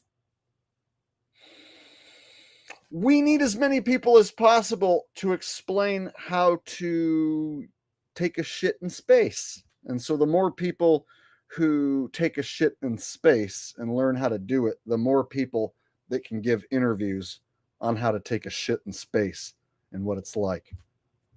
Huh? Works for me. That's a good enough answer. I'm satisfied with that. And with that said, we got 555 people here tonight. dang, that's a pretty good crowd. Hey, if you guys are having fun so far, hit the thumbs up. I figure we could watch a few more videos. We're going to change subjects and move on to some other stuff. But still got some show for you. Still got some fun to have. There's still some fun left to be had, y'all. But I'm going to need you to do me a solid. Smack those thumbs up. You know what makes YouTube jizz? You know what gets YouTube off?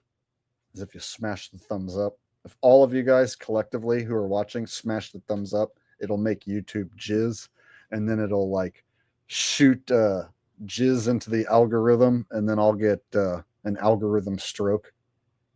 That's how an algorithm stroke works. You have to make the thumbs up button jizz by stroking it. I'm being stupid tonight. I just realized I'm being extra stupid. I should probably not be as stupid for the next half of the stream. I should probably be more smart for the rest of the stream.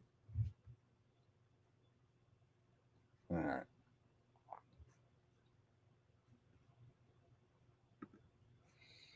Oh, I had somebody send me a video. Rocky, who's a subscriber, and I think he's even a mod now. Like, he sent me a video of a guy talking about the cost of potato chips. And then the way the guy explained it was like, shit, I never thought of it like that. So let me show you this dude talking about the cost of potato chips. Now, I don't buy potato chips really, but when you hear how much they cost, you might not buy them anymore either.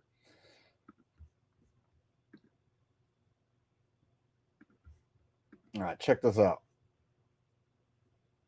The worst one that I've seen yet. Ruffles. Cheddar sour cream, $2.69 straight from the factory, okay? 2 1/4 ounces, which would mean that's over $16 a pound, or exactly the same price as a ribeye steak here in town. It's like $15.99, maybe $16.99 for a pound of ribeye. $2.69, 2 1/4 ounces. That's 2.25. That's roughly between $17 and $18 for a pound of a quarter of a fucking potato. Y'all, if you really think about it, it's like processed potato, you know? So it's like these little thin pieces of processed potato, and then like a spray flavoring, right? Sour cream and cheddar flavoring spray. And you get 2 1/4 ounces and then some air. And you think, oh yeah, you know, $2.69. It's like $3 with tax, right? And you're not thinking about like per pound. Oh my God. Like when he's like, oh yeah, it's like over $16 per pound. Holy shit, dude. I can guarantee you one full potato is maybe 3 or 4 of these bags. Make that make sense. If you break that down, a quarter of a potato times 4, you're looking at 4 potatoes for the same price as a ribeye steak. That's, you know, I guess I might have to get into the potato chip business. I might have to get into the sell garbage to slaves business. Oh, wait. Damn it. I have integrity. Never mind. I forgot. I have integrity. Shit. So I can't do that. I forgot that I'm a good dude, so I wouldn't sell anything like that. But if I wasn't a good dude, I would totally look into creating my own potato chips, and I would make them as shitty as possible with the most addictive shitty stuff in them. I would put like meth and crack in my in my potato chips, get people hooked, ruin their life, I'd call them Jake's super fucking addictive, awesome potato chips that are going to ruin your life. Yeah. Sounds tasty, huh? What a way to go. All right. Had somebody send me that, and I never thought to break down the cost of potato chips per pound based on, the cost of a bag of, 2¼ ounces. Holy shit. It's ridiculous. I don't buy potato chips, but any of you out there who do buy potato chips, something to think about, right?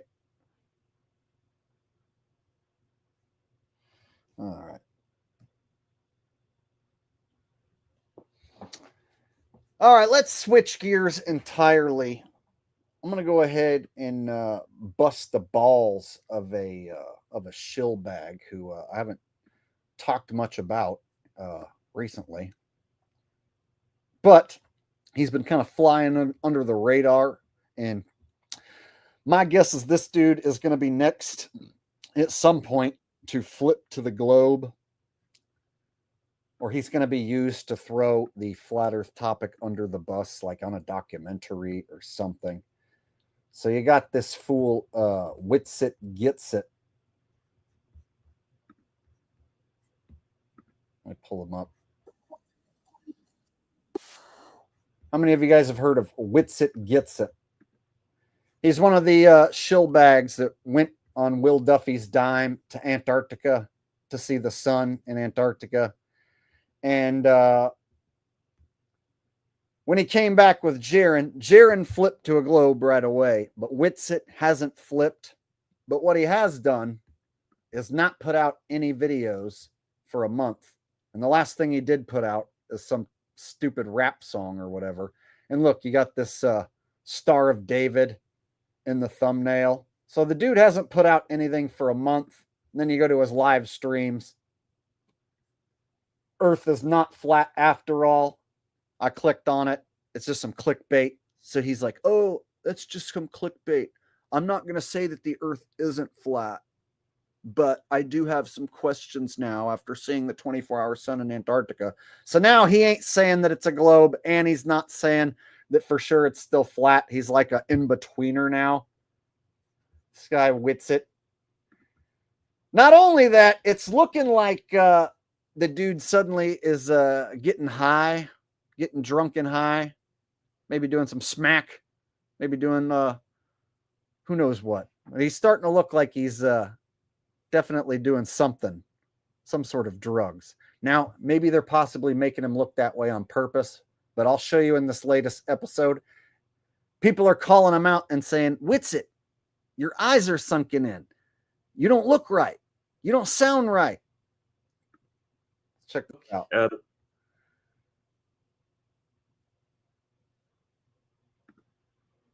Look at this dude. You guys tell me if this dude looks sober to you. Check him out. Legend, ladles gravy. It's insane how much gravy this guy ladles. And yeah, like and share. I think we can probably keep it up on here. If not, you can find it on the other channels. And that's about it. So this is a new series we're doing, Witsit Kicks It. And so we're starting off with some legends. Let's go ahead and introduce him. My boy, Dr. Narco Longo. What's going on, brother? What's up, Austin? Good to see you again. Dr. Longo Narco, who I've never heard of. Narco Longo. I have no idea who that is. So I watched a few minutes of this. Boring as shit. Nothing cool. Nothing interesting is talked about. And Witsit looks like this the entire time. Dude, man, thanks for coming on. Hell yeah. Thanks for having me on. Of course. Yeah. So for those that are not familiar with you want to kind of break down a little bit about what you normally cover or what you do? Of course. I run the Old World Florida YouTube channel, which is pretty much esoteric Florida history, Florida conspiracy theories. Boring. All right, Kevin Arnold from Wonder Years, you guys. The Kevin Arnold. Fred Savage from Wonder Years. This is him. Just kidding. It's not. Coming in with a super sticker. Thank you very much, Kevin. I know you love that joke. That's why I always repeat it.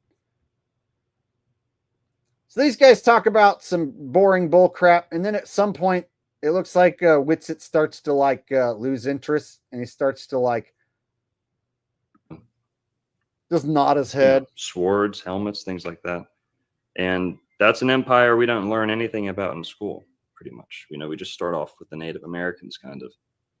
And do I think the Garden of Eden is here in Florida? Honestly, what my big takeaway is that if I had to choose one, it would be Florida. If we had to narrow it down to chapters of Genesis, but we're not given the explicitly told the continent. And this is what the whole stream is like, you guys. They don't even show any videos or anything. It's just these two dudes chopping it up for the entire time, and it's this same tone the whole time. The ones who were here before them, How bored and they he all is. kind of got mixed into the Seminoles as we know them today. But the Seminole Indians, same thing, tons and tons of Hebrew traditions and words. So much so that the foremost authority on the Seminole Indians around World War I.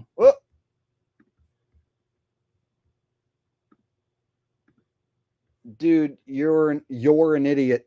So the dude can't spell idiot, and he doesn't know the difference between your and you are, right?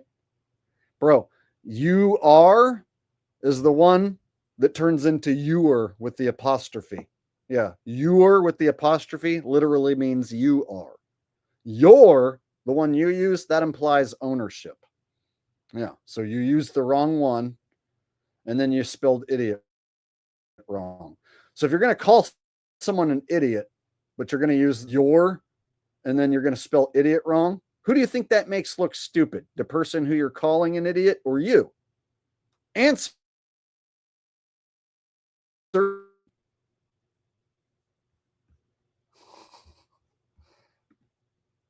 right. So Witsit right here, he started this new podcast, right? And he's hanging out with Dr. Longo, and they're having some boring conversation about Florida esoteric something or another. Who cares, right? And this is the only thing he's done since he's been back from Antarctica. No content on his channel, just this stream with this dude, right? This just goes to show you this dude ain't a real truther. He ain't breaking it down every week, talking about all the fake news going on.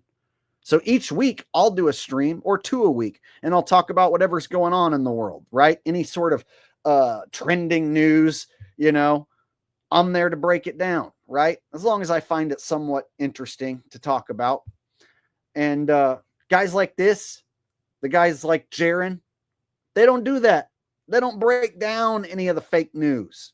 That's how you know they're shills. And if they were shills from the beginning, they were inserted into the flat earth subject and only talked about the one subject. They were never real truthers. So it makes perfect sense that now, since this guy's been back, he's been doing jack shit nothing. Check this out. I want to show you his own people are calling him out in the comments section. Austin with a buzz. Saw it right in the air eyes from the second you open up. Austin, you don't look like yourself. Your eyes look sunken and not focused. Here, let me zoom in a bit. Check it out. Austin, you don't look like yourself. Your eyes look sunken and not focused. You look rough, bud. I'm hoping you're good, man. So this is his own audience saying this.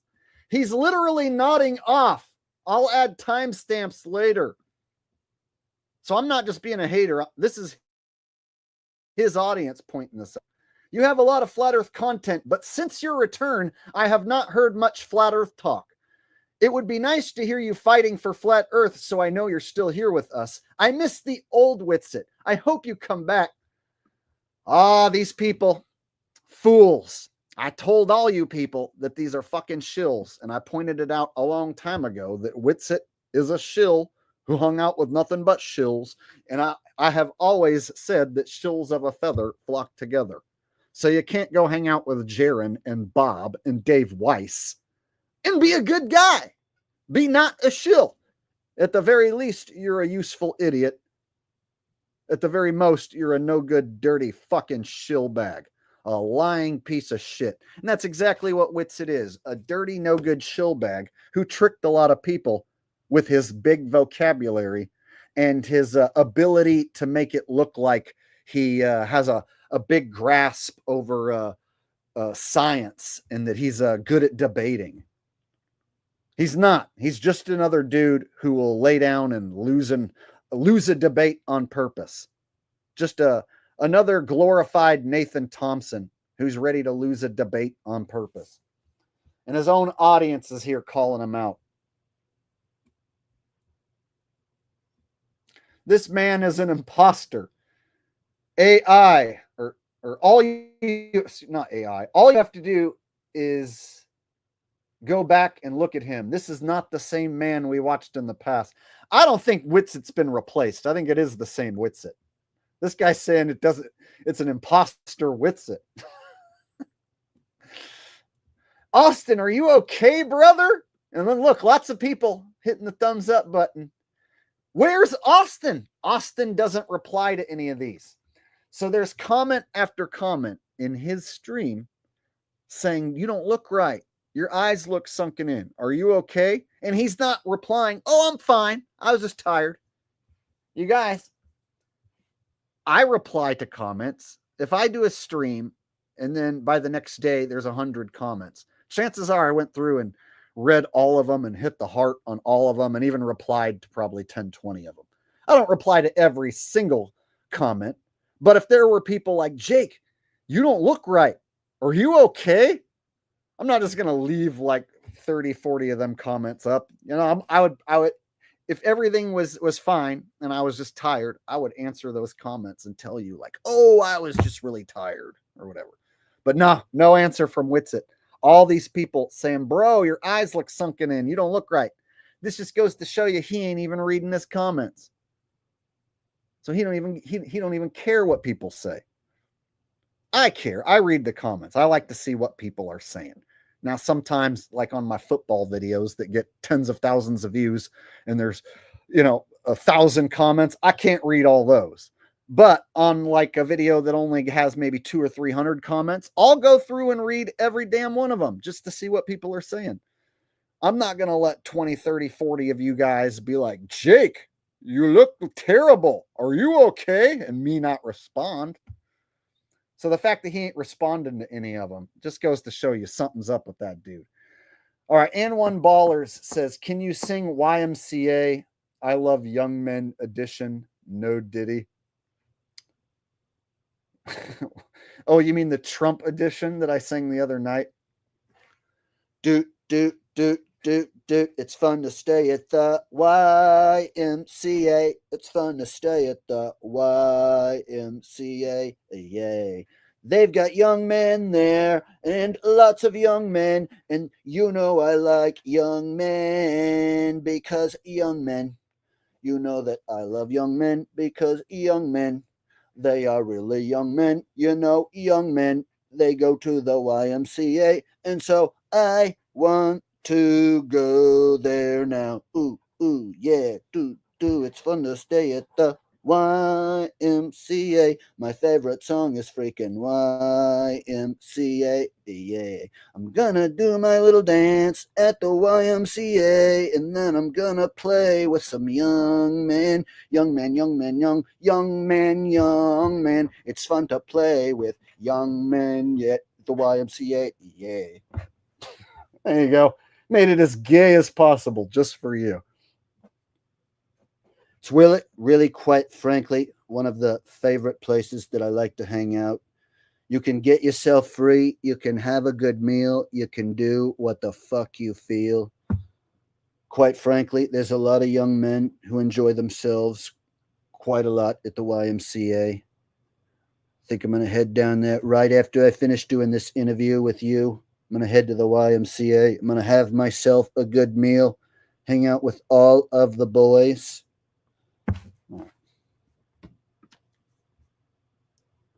Jake, don't make fun of Trump loving the YMCA, all right? It's not gay when Trump does his YMCA dance. It's really cool. If you're a hardcore MAGA, you have to think Trump's YMCA dance is totally cool. You're not allowed to think Trump's YMCA dance is gay and consider yourself a MAGA, right? You can't go tell all your MAGA bros that, like, you think Trump's YMCA dance is kind of gay. No, you'd be disowned from the MAGAs, right? So you have to pretend you like it. Oh, I've been having a fun making fun of MAGAs lately. Like, oh, if you're a MAGA, then that means you have to drive a Tesla. If you don't drive a Tesla, then you ain't a real MAGA. Oh, you drive a gas-guzzling pickup truck? Huh, you must have voted for Kamala. Real MAGAs drive Teslas, bitch. I'm a real MAGA, a real Trump supporter. That's why I went and bought a Cybertruck like yesterday. Real MAGAs drive Teslas. If you see somebody with a pickup truck and a Trump flag, undercover Kamala supporter. If you ain't driving a Tesla, you are not a real MAGA. All right. Boosted Mike said 24-hour solar simulator bamboozled him. Oh, I don't think that there is a 24-hour sun simulator. And the reason is because the sun is doing something miraculous and amazing. We all see our own sun. We all see our own independent angle to the sun. And so therefore, how are you going to simulate the brightest thing in existence when somebody 500 miles away, 1,000 miles away, they're going to need to see the sun too, right? And it's got to come up at the correct angles. So the only way to get all the correct sunrise and sunset angles correctly all year round is if everybody sees their own independent angle to the sun, which is what I say happens, which means it's impossible to have a sun simulator that everyone sees that gets all the sunrise and sunset angles right. You could simulate the sun on camera, possibly, but simulate the sun for any individual, you're going to run into some huge problems. But that is a popular thing that the fake flat earthers say. Jaron got tricked by a sun simulator. Yeah, that's what the shill flat earthers say, the fake Christian flat earthers. You know, like Banjo, RV, King Nico. Yeah. Definitely don't run with the sun simulator crew. If they ain't talking about everyone seeing their own sun, then they're fucking loser ass shills leading you down the wrong path. All right. Thank you for the donation.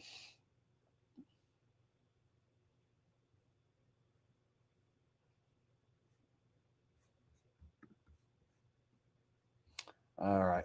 So check out these comments on Witsit's stream.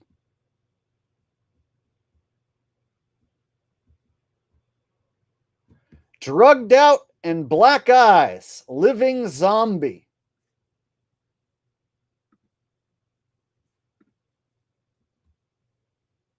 Witsit, I'm not sure what's going on with you, but you don't look well in this video. Take care of yourself. We need your voice.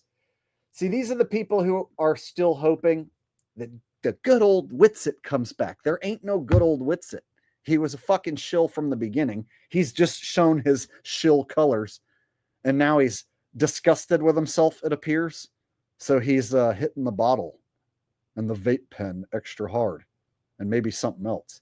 So it looks like Austin's getting drunk and high, and maybe something else too, because he's disgusted with himself that he's put himself in this position where everyone knows he's a no good, dirty shillbag, and he's got to fucking lie to everybody. And he's probably going to flip flop and become a glober like Jaron soon. That's probably the next move that Witsit makes. I'm thinking by the end of 2025, at some point this year, Witsit's going to make the flop. This is a man who's got the look of a flopper. Why is your skin so red and eyes so strained? Hope you are well.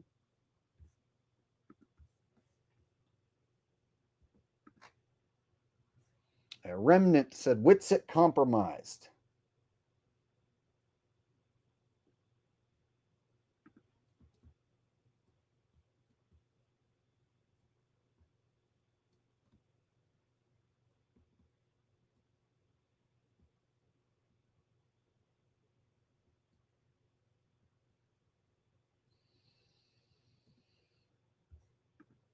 Oh, got someone promoting a shill. Hey, Jake, just watch Flat Earth Man again. Made me laugh. Maybe play a video of his. Well, you know, I would, except he's a fucking shill who hangs out with David Weiss and other shills. So David Weiss had a big shill panel where he had like, I don't know, 15 other fucking shills all hang out with him. Mark Sargent, Nathan Thompson, D Marble, and the list goes on. And yeah, Flat Earth Man. Yeah, he was one of them. Yeah, Conspiracy Music Guru. Is that who you're talking about? Sorry, he's a shill. I know he's got well-produced songs. Some of them are decent, catchy, but he's another fucking no-good shill who hangs out with Dave Weiss. Anyone who ties back to Dave Weiss is no good, man. That's just the way it is. I don't make the rules. That's just a fact. Everyone who ties back to Dave Weiss is a no good shill piece of shit.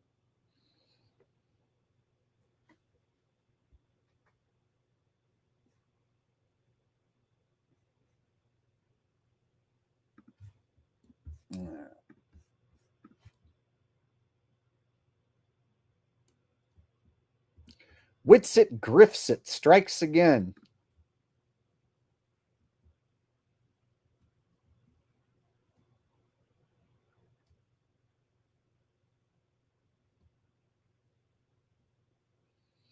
So he hasn't done anything since this very boring stream that he did 8 days ago.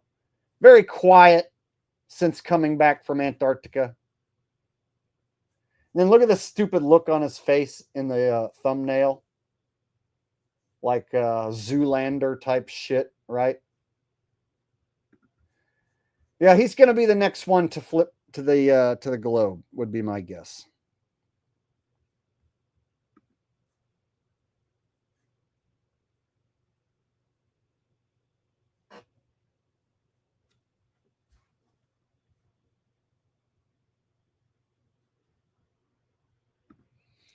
I'm not the only true dude who knows the Earth is not a globe. There's other people who are legit who know that the Earth isn't a globe. As far as content creators, there's not many. So content creators, there's me, there's Q and Fee. That's about it. But as far as like other people in the world who know that the Earth isn't a globe, yeah, there's some who aren't shills. I don't really like to use the term flat earther because it's been tainted. So instead, I'll go with dude who knows Earth isn't a globe. Yeah, I'm legit. I've been calling out these shills since 2017. And then they went and proved me right many times over. So I'm just pointing it out that, you know, this Witsit character, he's been staying quiet, kind of flying underneath the radar. So I didn't want him to think that he's going to slip away and get away with this and then flip-flop like Jaren in another few more months. So I'm going to go ahead and get out in front of this one and say that I think Witsit is going to be the next to flip-flop.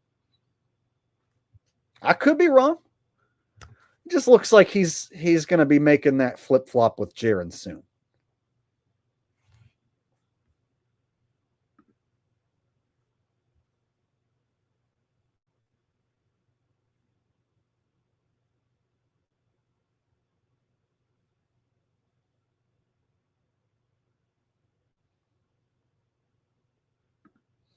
I'm losing brain cells. I'm out of here. Sounds like you didn't have any to begin with. Sounds like you were brain dead. If I had to guess, you're brain dead and you do need to get out of here. Remnant with a donation said, "You touch my heart, intellect. God bless. Your heart intellect. Your intellect/heart." Well, thanks. I don't know if you've ever donated here before. Maybe you have once before, but I appreciate that. It's very generous of you, and I'm glad that I touched your heart/intellect.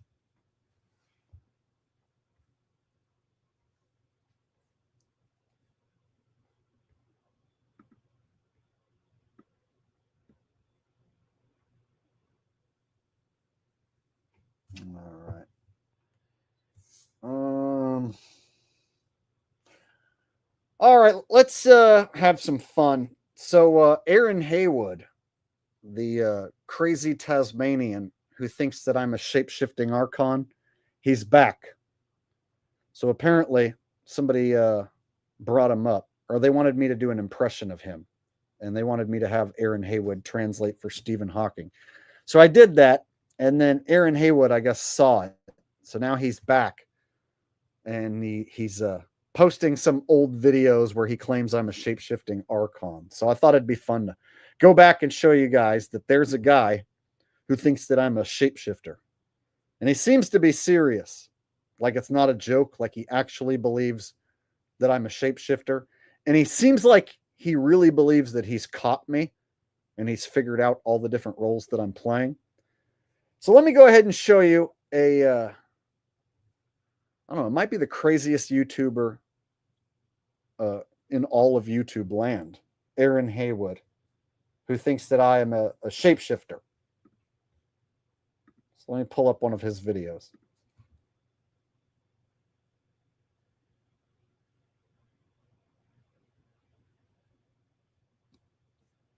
All right.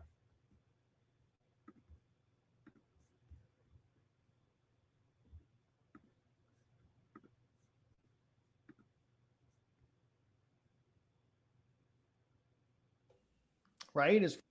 All right. So this is a guy who made fun of Aaron Haywood. Aaron Haywood made this video, but then he took it down.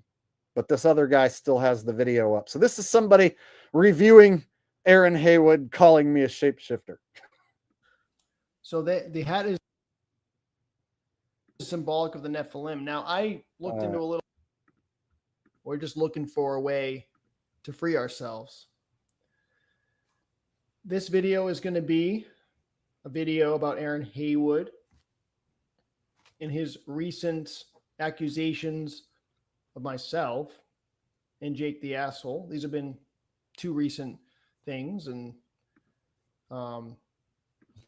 before we get into this video, someone is asking solar simulator patents filed by Controlled Ops.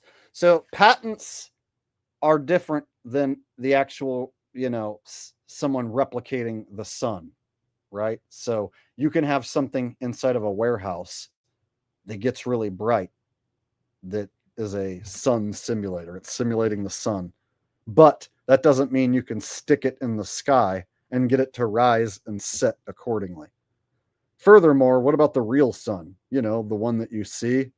Are you going to stick the sun simulator directly in front of that and have it stay perfectly in front of the real sun? How's that going to work? So if you know about the sun and the fact that it's magical and doing something miraculous and that we all see our own path to the sun, once you realize that, then you'll realize you can't simulate that. That's not something you can simulate, especially not for everybody. So you might be able to maybe trick one person with a bright object in the sky that looks like the sun, but you won't be able to get it to rise and set and stay on the correct path all day long. And then what about the actual sun? Where's the actual sun going to be if you got an artificial sun up there? Are you going to get it to go right in front just perfectly? See all there's problems with claiming that Jaren or the final experiment was a sun simulator. There's problems with that because then you have to suggest that you can somehow have a flying extra bright thing that looks like the sun and also is in the exact spot that the sun is supposed to be. How's that going to work? So yeah, I can have a patent for bread that makes you live forever. But then me actually creating the bread that makes you live forever, that's a whole nother story.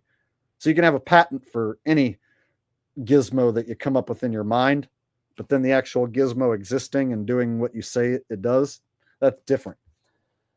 All right. So let's get to the fun stuff here, where the guy actually calls me a shapeshifter. They kind of go. This is not the guy. Maybe that deeper and never can grab case here. And a few months ago, recommend this channel / character pictured on screen, who goes by the name of Jake the Arsehole. Now, when I came over to have a look at this channel, the first thing I noticed is this hat here. Because this hat is symbolic of the Nephilim. The hat is symbolic of the Nephilim, you guys. Aaron Haywood says so. So the hat is symbolic of the Nephilim. Now that's right. Like it for is. Some clothes gonna have me and he have do part of because The multi-roller. Well, this is another multi-roller. I'm a moldy roller. You might be asking, what's a moldy roller? A multi-role player. A moldy roller. It's like the asshole. He's a moldy roller. A what? A person who plays multiple roles. Yep, you guys, I play multiple roles. You want to know all the roles that I play? Listen up. Most likely an Archon of some sort. I am most likely an Archon of some sort. I actually couldn't tell you what sort of Archon I am. Even I don't know. But that is correct. I am some sort of an Archon, most likely. Now remember, he's literally saying that Jake must be an Archon because he's wearing a hat. That's right. My hat is symbolic of the Nephilim, so therefore I must be a moldy rolla, an Archon. Of course. Think about that for a second. He's giving you no other evidence, and the evidence that comes up later here is evidence, schmevidence. And I thought, now, who is he? And it didn't take me long to figure it out. Because Jake, the arsehole,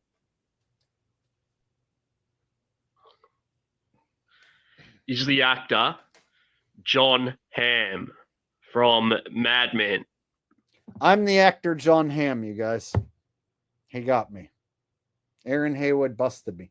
Believe it or not, he made this video and then he's serious and he gets really triggered if anyone in the comments makes fun of him. So then he turns off the comments. So he's one of these triggered little bitches that thinks that he's calling me out. But then when I want to go over there and like have some fun and ask questions, you know, and troll him a little bit, he turns the comments off. So he's serious, but he doesn't like criticism. So check it out. His favorite website is called Pictriev. And what he does is he puts my picture in, and then he puts another person's picture. So in this case, John Hamm. And then he gets a similarity reading. So in this case, a similarity reading between me and John Hamm is 62%, which according to him, that's enough. all right. Jake the asshole is John Hamm from Mad Men. And he has this site here. Oh, 6 higher. Behind. I'm question. Can't they shift anything? Now, I was looking at this photo here. This is what gives him up. This is what gives me famous away. look. I got a famous look That the John Hamm character portrays in Mad Men. See, that's me. I'm John Hamm.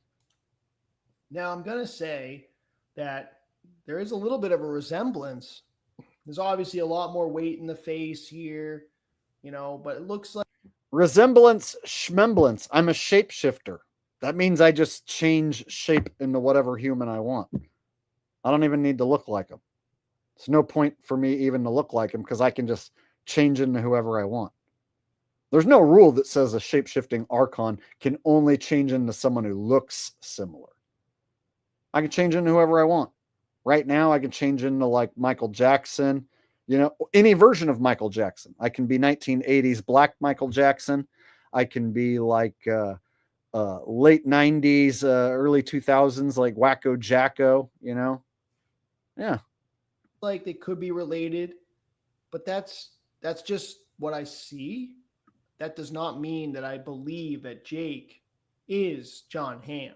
I'm just saying they do look kind. So this guy is breaking down a video where Aaron Haywood calls me a shape-shifting archon, and he's like giving reasons as to why I'm not a shape-shifting archon. It's kind of funny. I'll actually show you some of Aaron Haywood's videos because he calls me multiple people, but he took this one down. So that's why I have to show this other guy showing Aaron Haywood's video, because Aaron took this one down. So apparently he thought I was John Hamm, but then he changed his mind, and then he came up with all these other people who he thinks I am.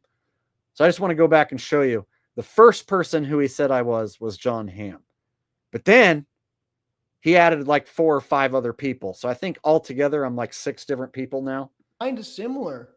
Sort of. But that means nothing. People look alike. That's just the way it is.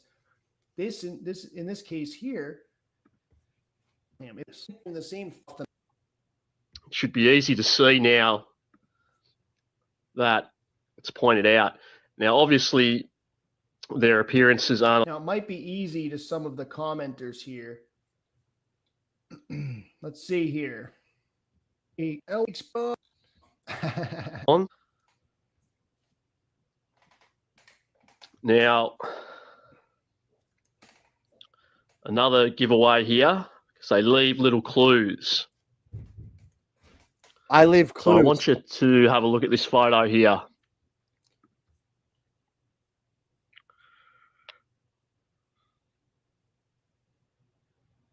From John Hamm. See what he's doing there with the eyebrow. So John Hamm in that picture is raising his left eyebrow. He raises his eyebrow.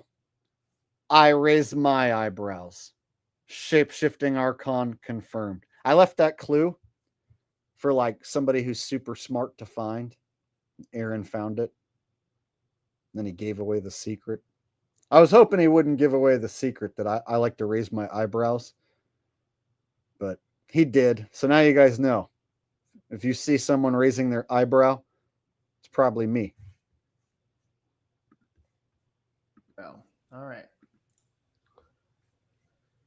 Now we'll come across to Jake. Let's see.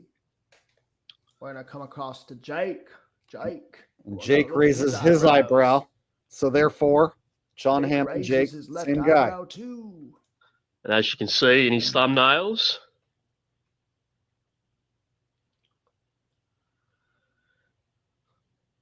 I raised my eyebrow. he's also. Oh, yeah, that's it right there. You're busted, Jake. Yeah. Look at that. I'm busted. Wow. Yep. He raised his eyebrow. Not as impressively as John Hamm, though, I must say.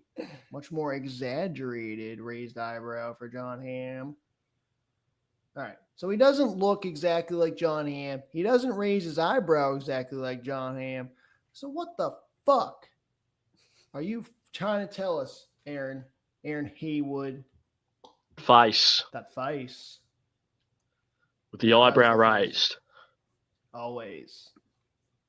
Always making the face of the eyebrow right. Just like. AKA John Hamm plays is Chad from Open Your Reality. I'm Chad from Open Your Reality, you guys. I'm John Hamm, and I'm Chad from Open Your Reality.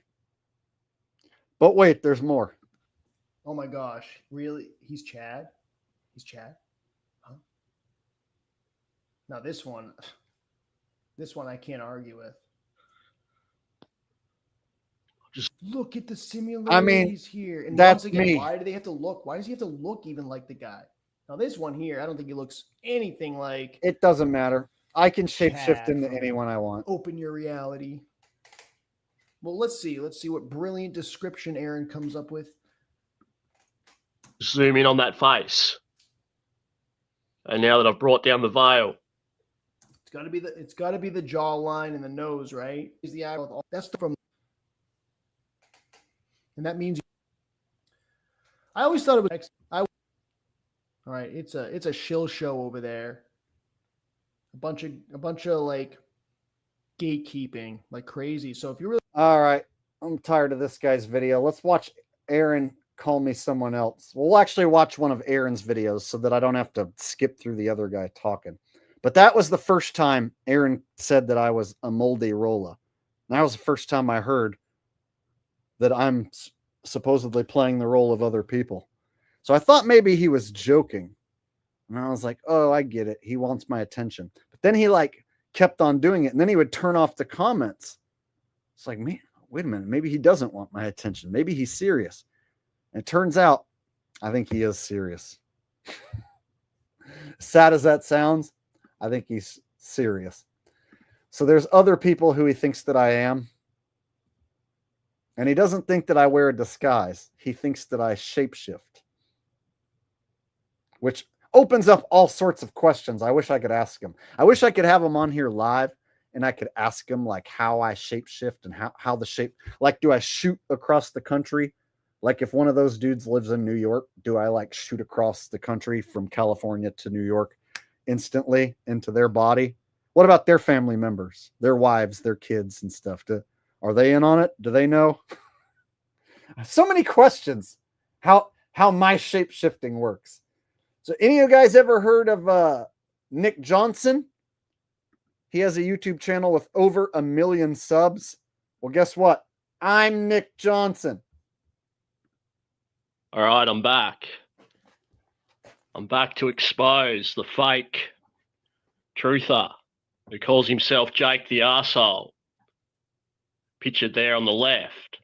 Also pictured on the right. As you can see, same goofy look in the face.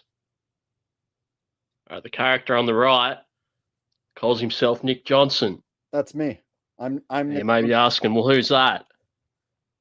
Because Jake swore, black and blue, that he wasn't playing any other roles. I was lying. After I exposed him. I was lying. I'm a moldy roller. There's multiple characters. I am. I'm a And moldy he's still roller. running his mouth. So this is Nick Johnson here. As you can see, an identical setup to Jake. In terms of Identical setup. The way Nick Johnson's channel is set up is identical to mine. Look, see it says Nick Johnson and he's got the check mark. He's over 1 million subs now, you guys. And then look, Unboxing America. It's got American flags. And then my channel looks exactly the same. It's like, can't even tell the difference. Of the way the channel's laid out. And another store. See? You can't tell the difference between his channel and mine. Totally the same. Must be bringing in some good money there, Jake. No wonder you run your mouth so hard after I exposed you. I run my mouth extra hard because he exposed me. He exposed me so much, I had to run my mouth the hardest that I've ever ran it. All right, now have a listen to this. Face. Like, you're in Baltimore, bitch. There is no denying you're here when you pull off and make the short trek from the highway into the center of it all. You're in Baltimore, bitch. There's no denying when you get off the highway and in Baltimore. I'm Nick Johnson, bitch. See? Perfect match. Baltimore has me. All right, and if you have a look at the posts, look how he writes. All right, it's obviously Jake. So Nick Johnson, if you guys follow his channel, he makes videos about living in different, what life is like in different towns and what life is like in different states. That's like what his whole channel's based on. And some of his videos get, you know, tens of millions of views. And so like when he goes to the ghettos and he shows like, you know, the ghettos of California or the ghettos of Philadelphia or whatever, those are the ones that get the most views. But basically, I know a little bit about Nick Johnson. So I know that Nick Johnson lives in North Carolina and he's married. So if I was to ever like have Aaron Haywood like come on a stream, I would like to ask him some questions like, hey, when I shapeshift into Nick Johnson, do I shoot across the United States to North Carolina automatically? Like, do I have to get on a plane, or when I shapeshift, do I just automatically shoot there? Does shapeshifting Archons not have to use airplanes? Because I live in California. Nick Johnson lives in North Carolina and he's married. So like, when I shapeshift into Nick Johnson, does that mean like I disappear from this chair and my dog's left here alone in the office, and then like I just suddenly show up at Nick Johnson's house? What about his wife? Does Nick Johnson's wife know that I am also Jake Gibson and Chad and John Hamm? Does Nick Johnson's wife know? Does Nick Johnson's family know? Or are they like they have no idea that I shapeshift? That'd be hard to keep a secret from them. You know, like Nick Johnson would just disappear all of a sudden and his wife's like, where's Nick? He's been gone for like several hours. It's because I'm busy being Jake and John Hamm, right? There's only so many hours in a day.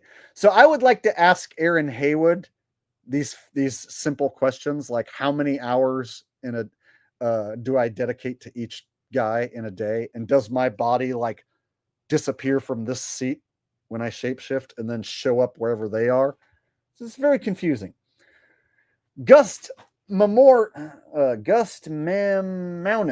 with a donation but no message attached. Thank you very much, Gust Mamaunis.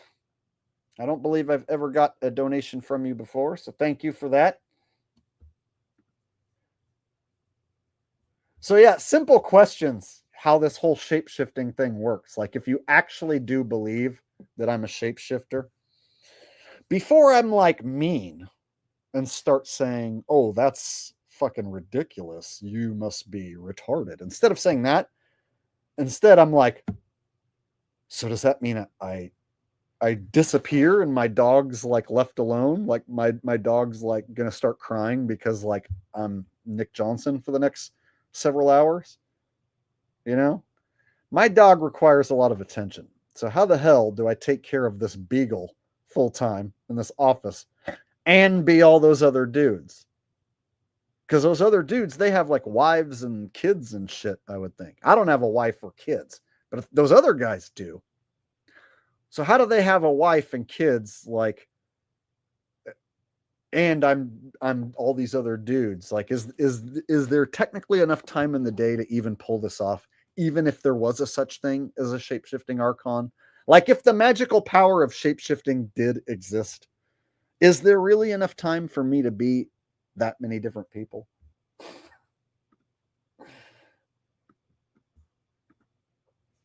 Gust with another donation said, Jake, you are the best asshole on this plane. I love your work.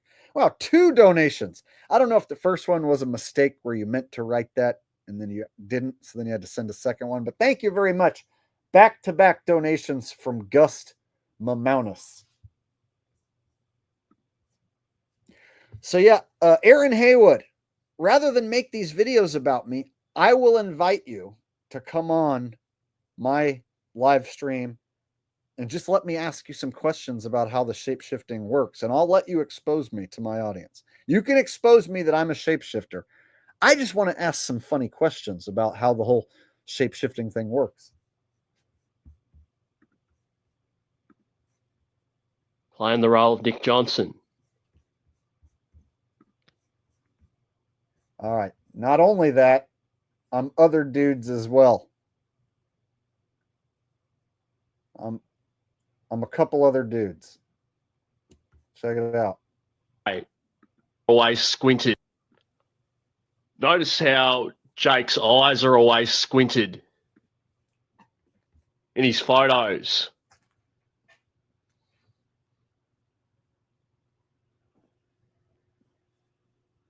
Always. Unless he's pulling a stupid face for the thumbnail. Unless I'm pulling a stupid face. You guys, I always am squinting. Unless I'm pulling one of my stupid faces. Then I don't squint. He knows me all too well, this guy.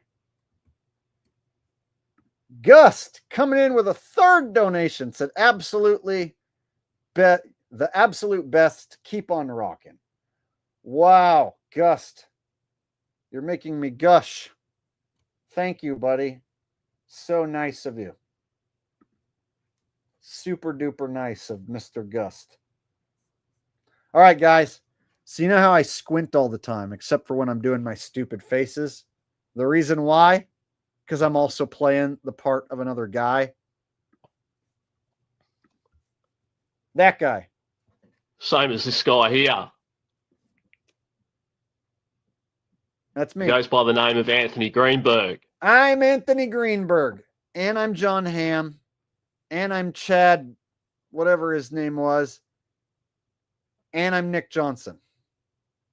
There is enough time in the day for me to do it all.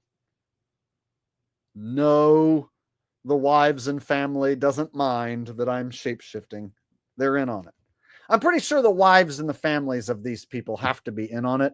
There's no way I would be able to pull off shape-shifting between all these people and not have one of them figure out that something weird's going on, right?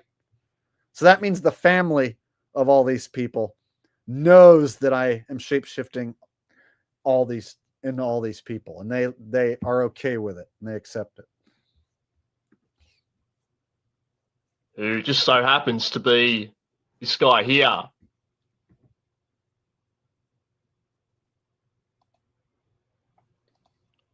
All with squinted eyes. Who just so happened to write this article. And I'm also Gilbert Gottfried. Some of you guys didn't know that I was Gilbert Gottfried the whole time.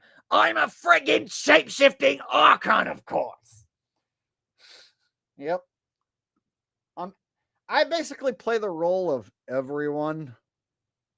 I'm you. I'm your mom.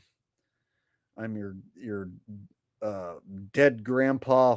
I'm all them motherfuckers. I am everyone. I mean, if you're a magic shape-shifting Archon, what's to stop you from playing the role of everyone?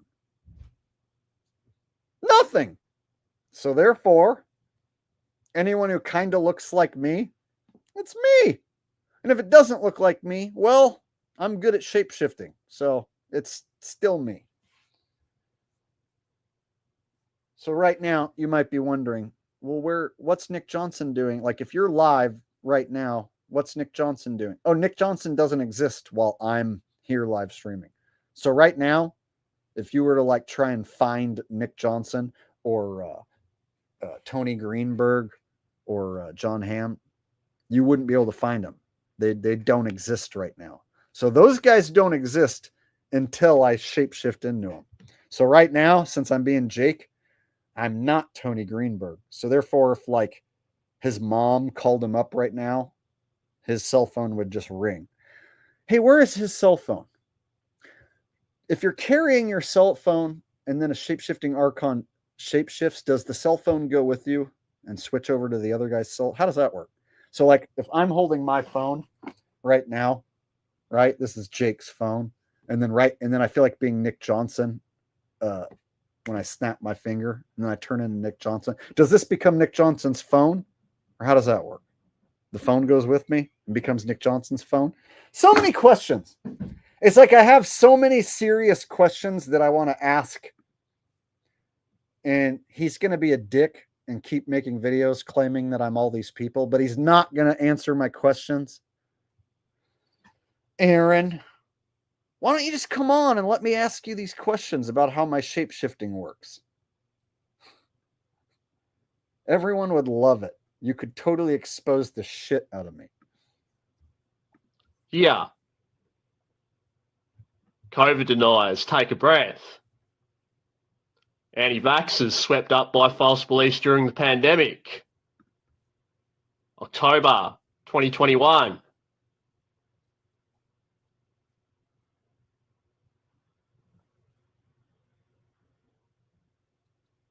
Where he goes on. Yeah, all these words that he's showing you on screen, have no idea what website that is or what he's reading. I have no idea. But apparently this is evidence that I'm Anthony Greenberg or Tony Greenberg. This right here, what he's showing you, somehow that's proof. He went and found some paragraphs on some website somewhere. And he's scrolling through it really fast, so you know it's got to be legit. To bash people who question the pandemic. And he just so happens to run a company called Ramp Rate. I run Ramp Rate, you guys. I don't know if you guys know what I do for a living. Well, I'm a shape-shifting archon, so I have several jobs. When I'm Jake the Asshole, I'm just a YouTuber. But when I am Tony Greenberg, I run the company Ramp Rate. And then when I'm Nick Johnson, I'm a YouTuber as well. See? So each guy that I turn into has a slightly different job. So when I'm Tony Greenberg, I'm busy running Ramp Rate. Gust says, none of the other shows take their last dollar and load their van and go do karaoke for the elderly people. This man has a heart of gold, people. So yeah, I did, I was a entertainer in nursing homes for a couple of years, and I did that for a living. And during that time, I all but walked away from YouTube. So I was hardly making any videos at that time, hardly doing any streams or anything because I was singing all the time. And so yeah, there was a time for 2 years, 2019, 2020, yeah, 18, 19, 20, that range, when I was singing. And then yeah, the planned demic shut that down, and then I ended up going back to YouTube, and I've been here ever since. Thank you very much, Gust, for like your 4th donation a night. Very, very generous. I appreciate that a lot.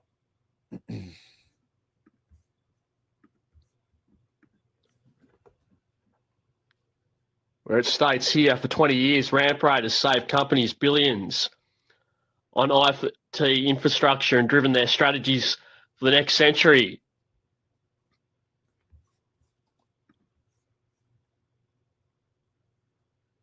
It just so happens to be this character here.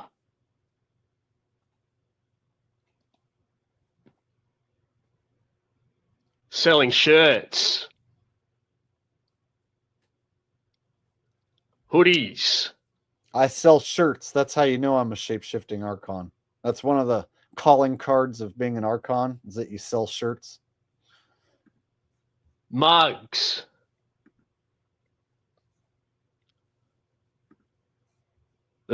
Speaking of, if you want this shirt right here, I've been selling this one for a long time, and I'm glad to sell it. So this is my design. That is the 1969 official lunar module. And that's my phrase that I came up with. People like Owen Benjamin like to try and hijack my shit. Lunar module or a homeless tweaker shelter. You can get your very own shirt. The link should be in the description. It's because I'm a shape-shifting archon that I had to tell you to buy my shirt. All state. No mask. No fear.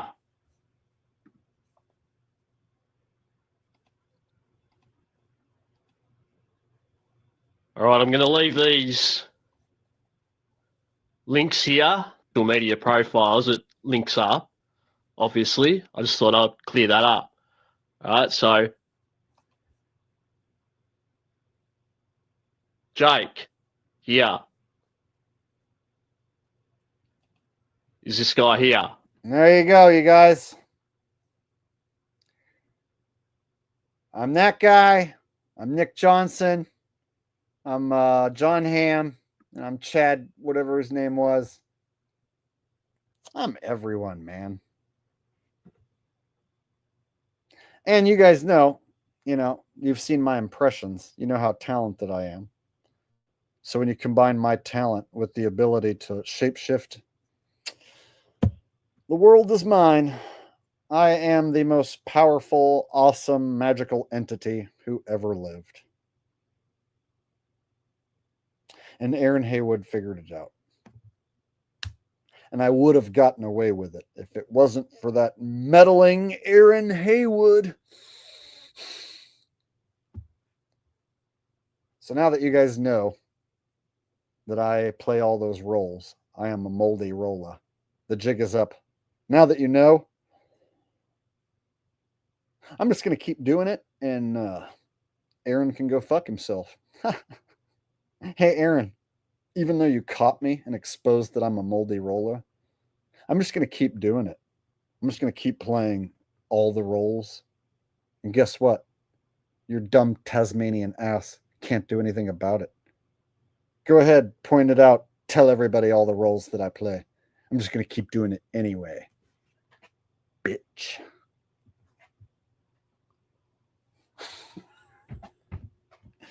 There you go.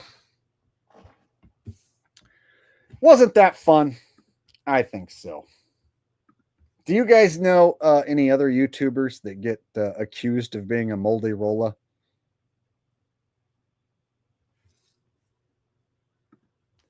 Chris L. Abate said, Jake full of shit. I invented the tweaker shelter saying, in your dreams.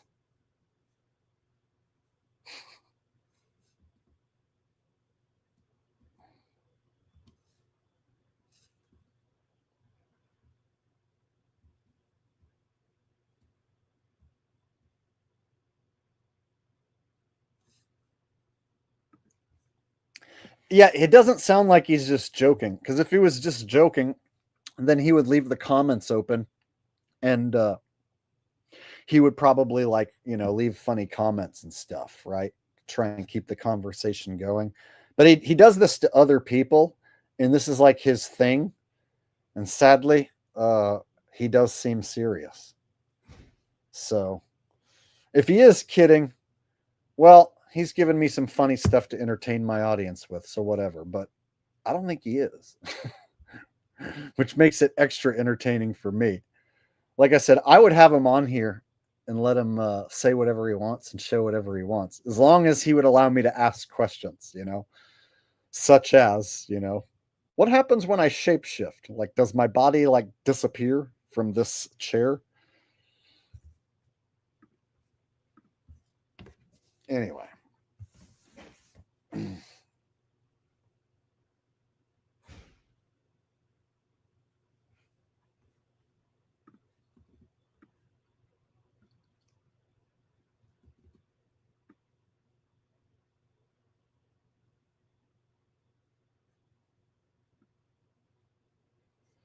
All right, well, that was pretty much all I had for you guys tonight. Some fake space, busting Witsit Getsit's balls a little bit, and yeah, then that was it. So got through what I wanted to get through. So with that said, I'll just go ahead and let you guys enjoy the rest of your Monday night, and I'll go ahead and get off here. It was a good crowd tonight. So hopefully you guys hit the thumbs up button. If you haven't already, on your way out, please do me a favor. Hit the like button. I would really appreciate that. Thank you guys for watching. Thank you to everybody who participated in chat. Extra special thanks to everyone who donated. And extra special thanks to Gust, who donated several different times. And had a lot of nice things to say. Really appreciate that. Good stream. Good talk. I enjoyed myself. Hopefully you guys did too. I'll fire up another one of these streams in a few days. And I got to figure out something to make a video about. The work never ends. So until next time, this is your favorite asshole signing out. Peace out. Much love. Good night.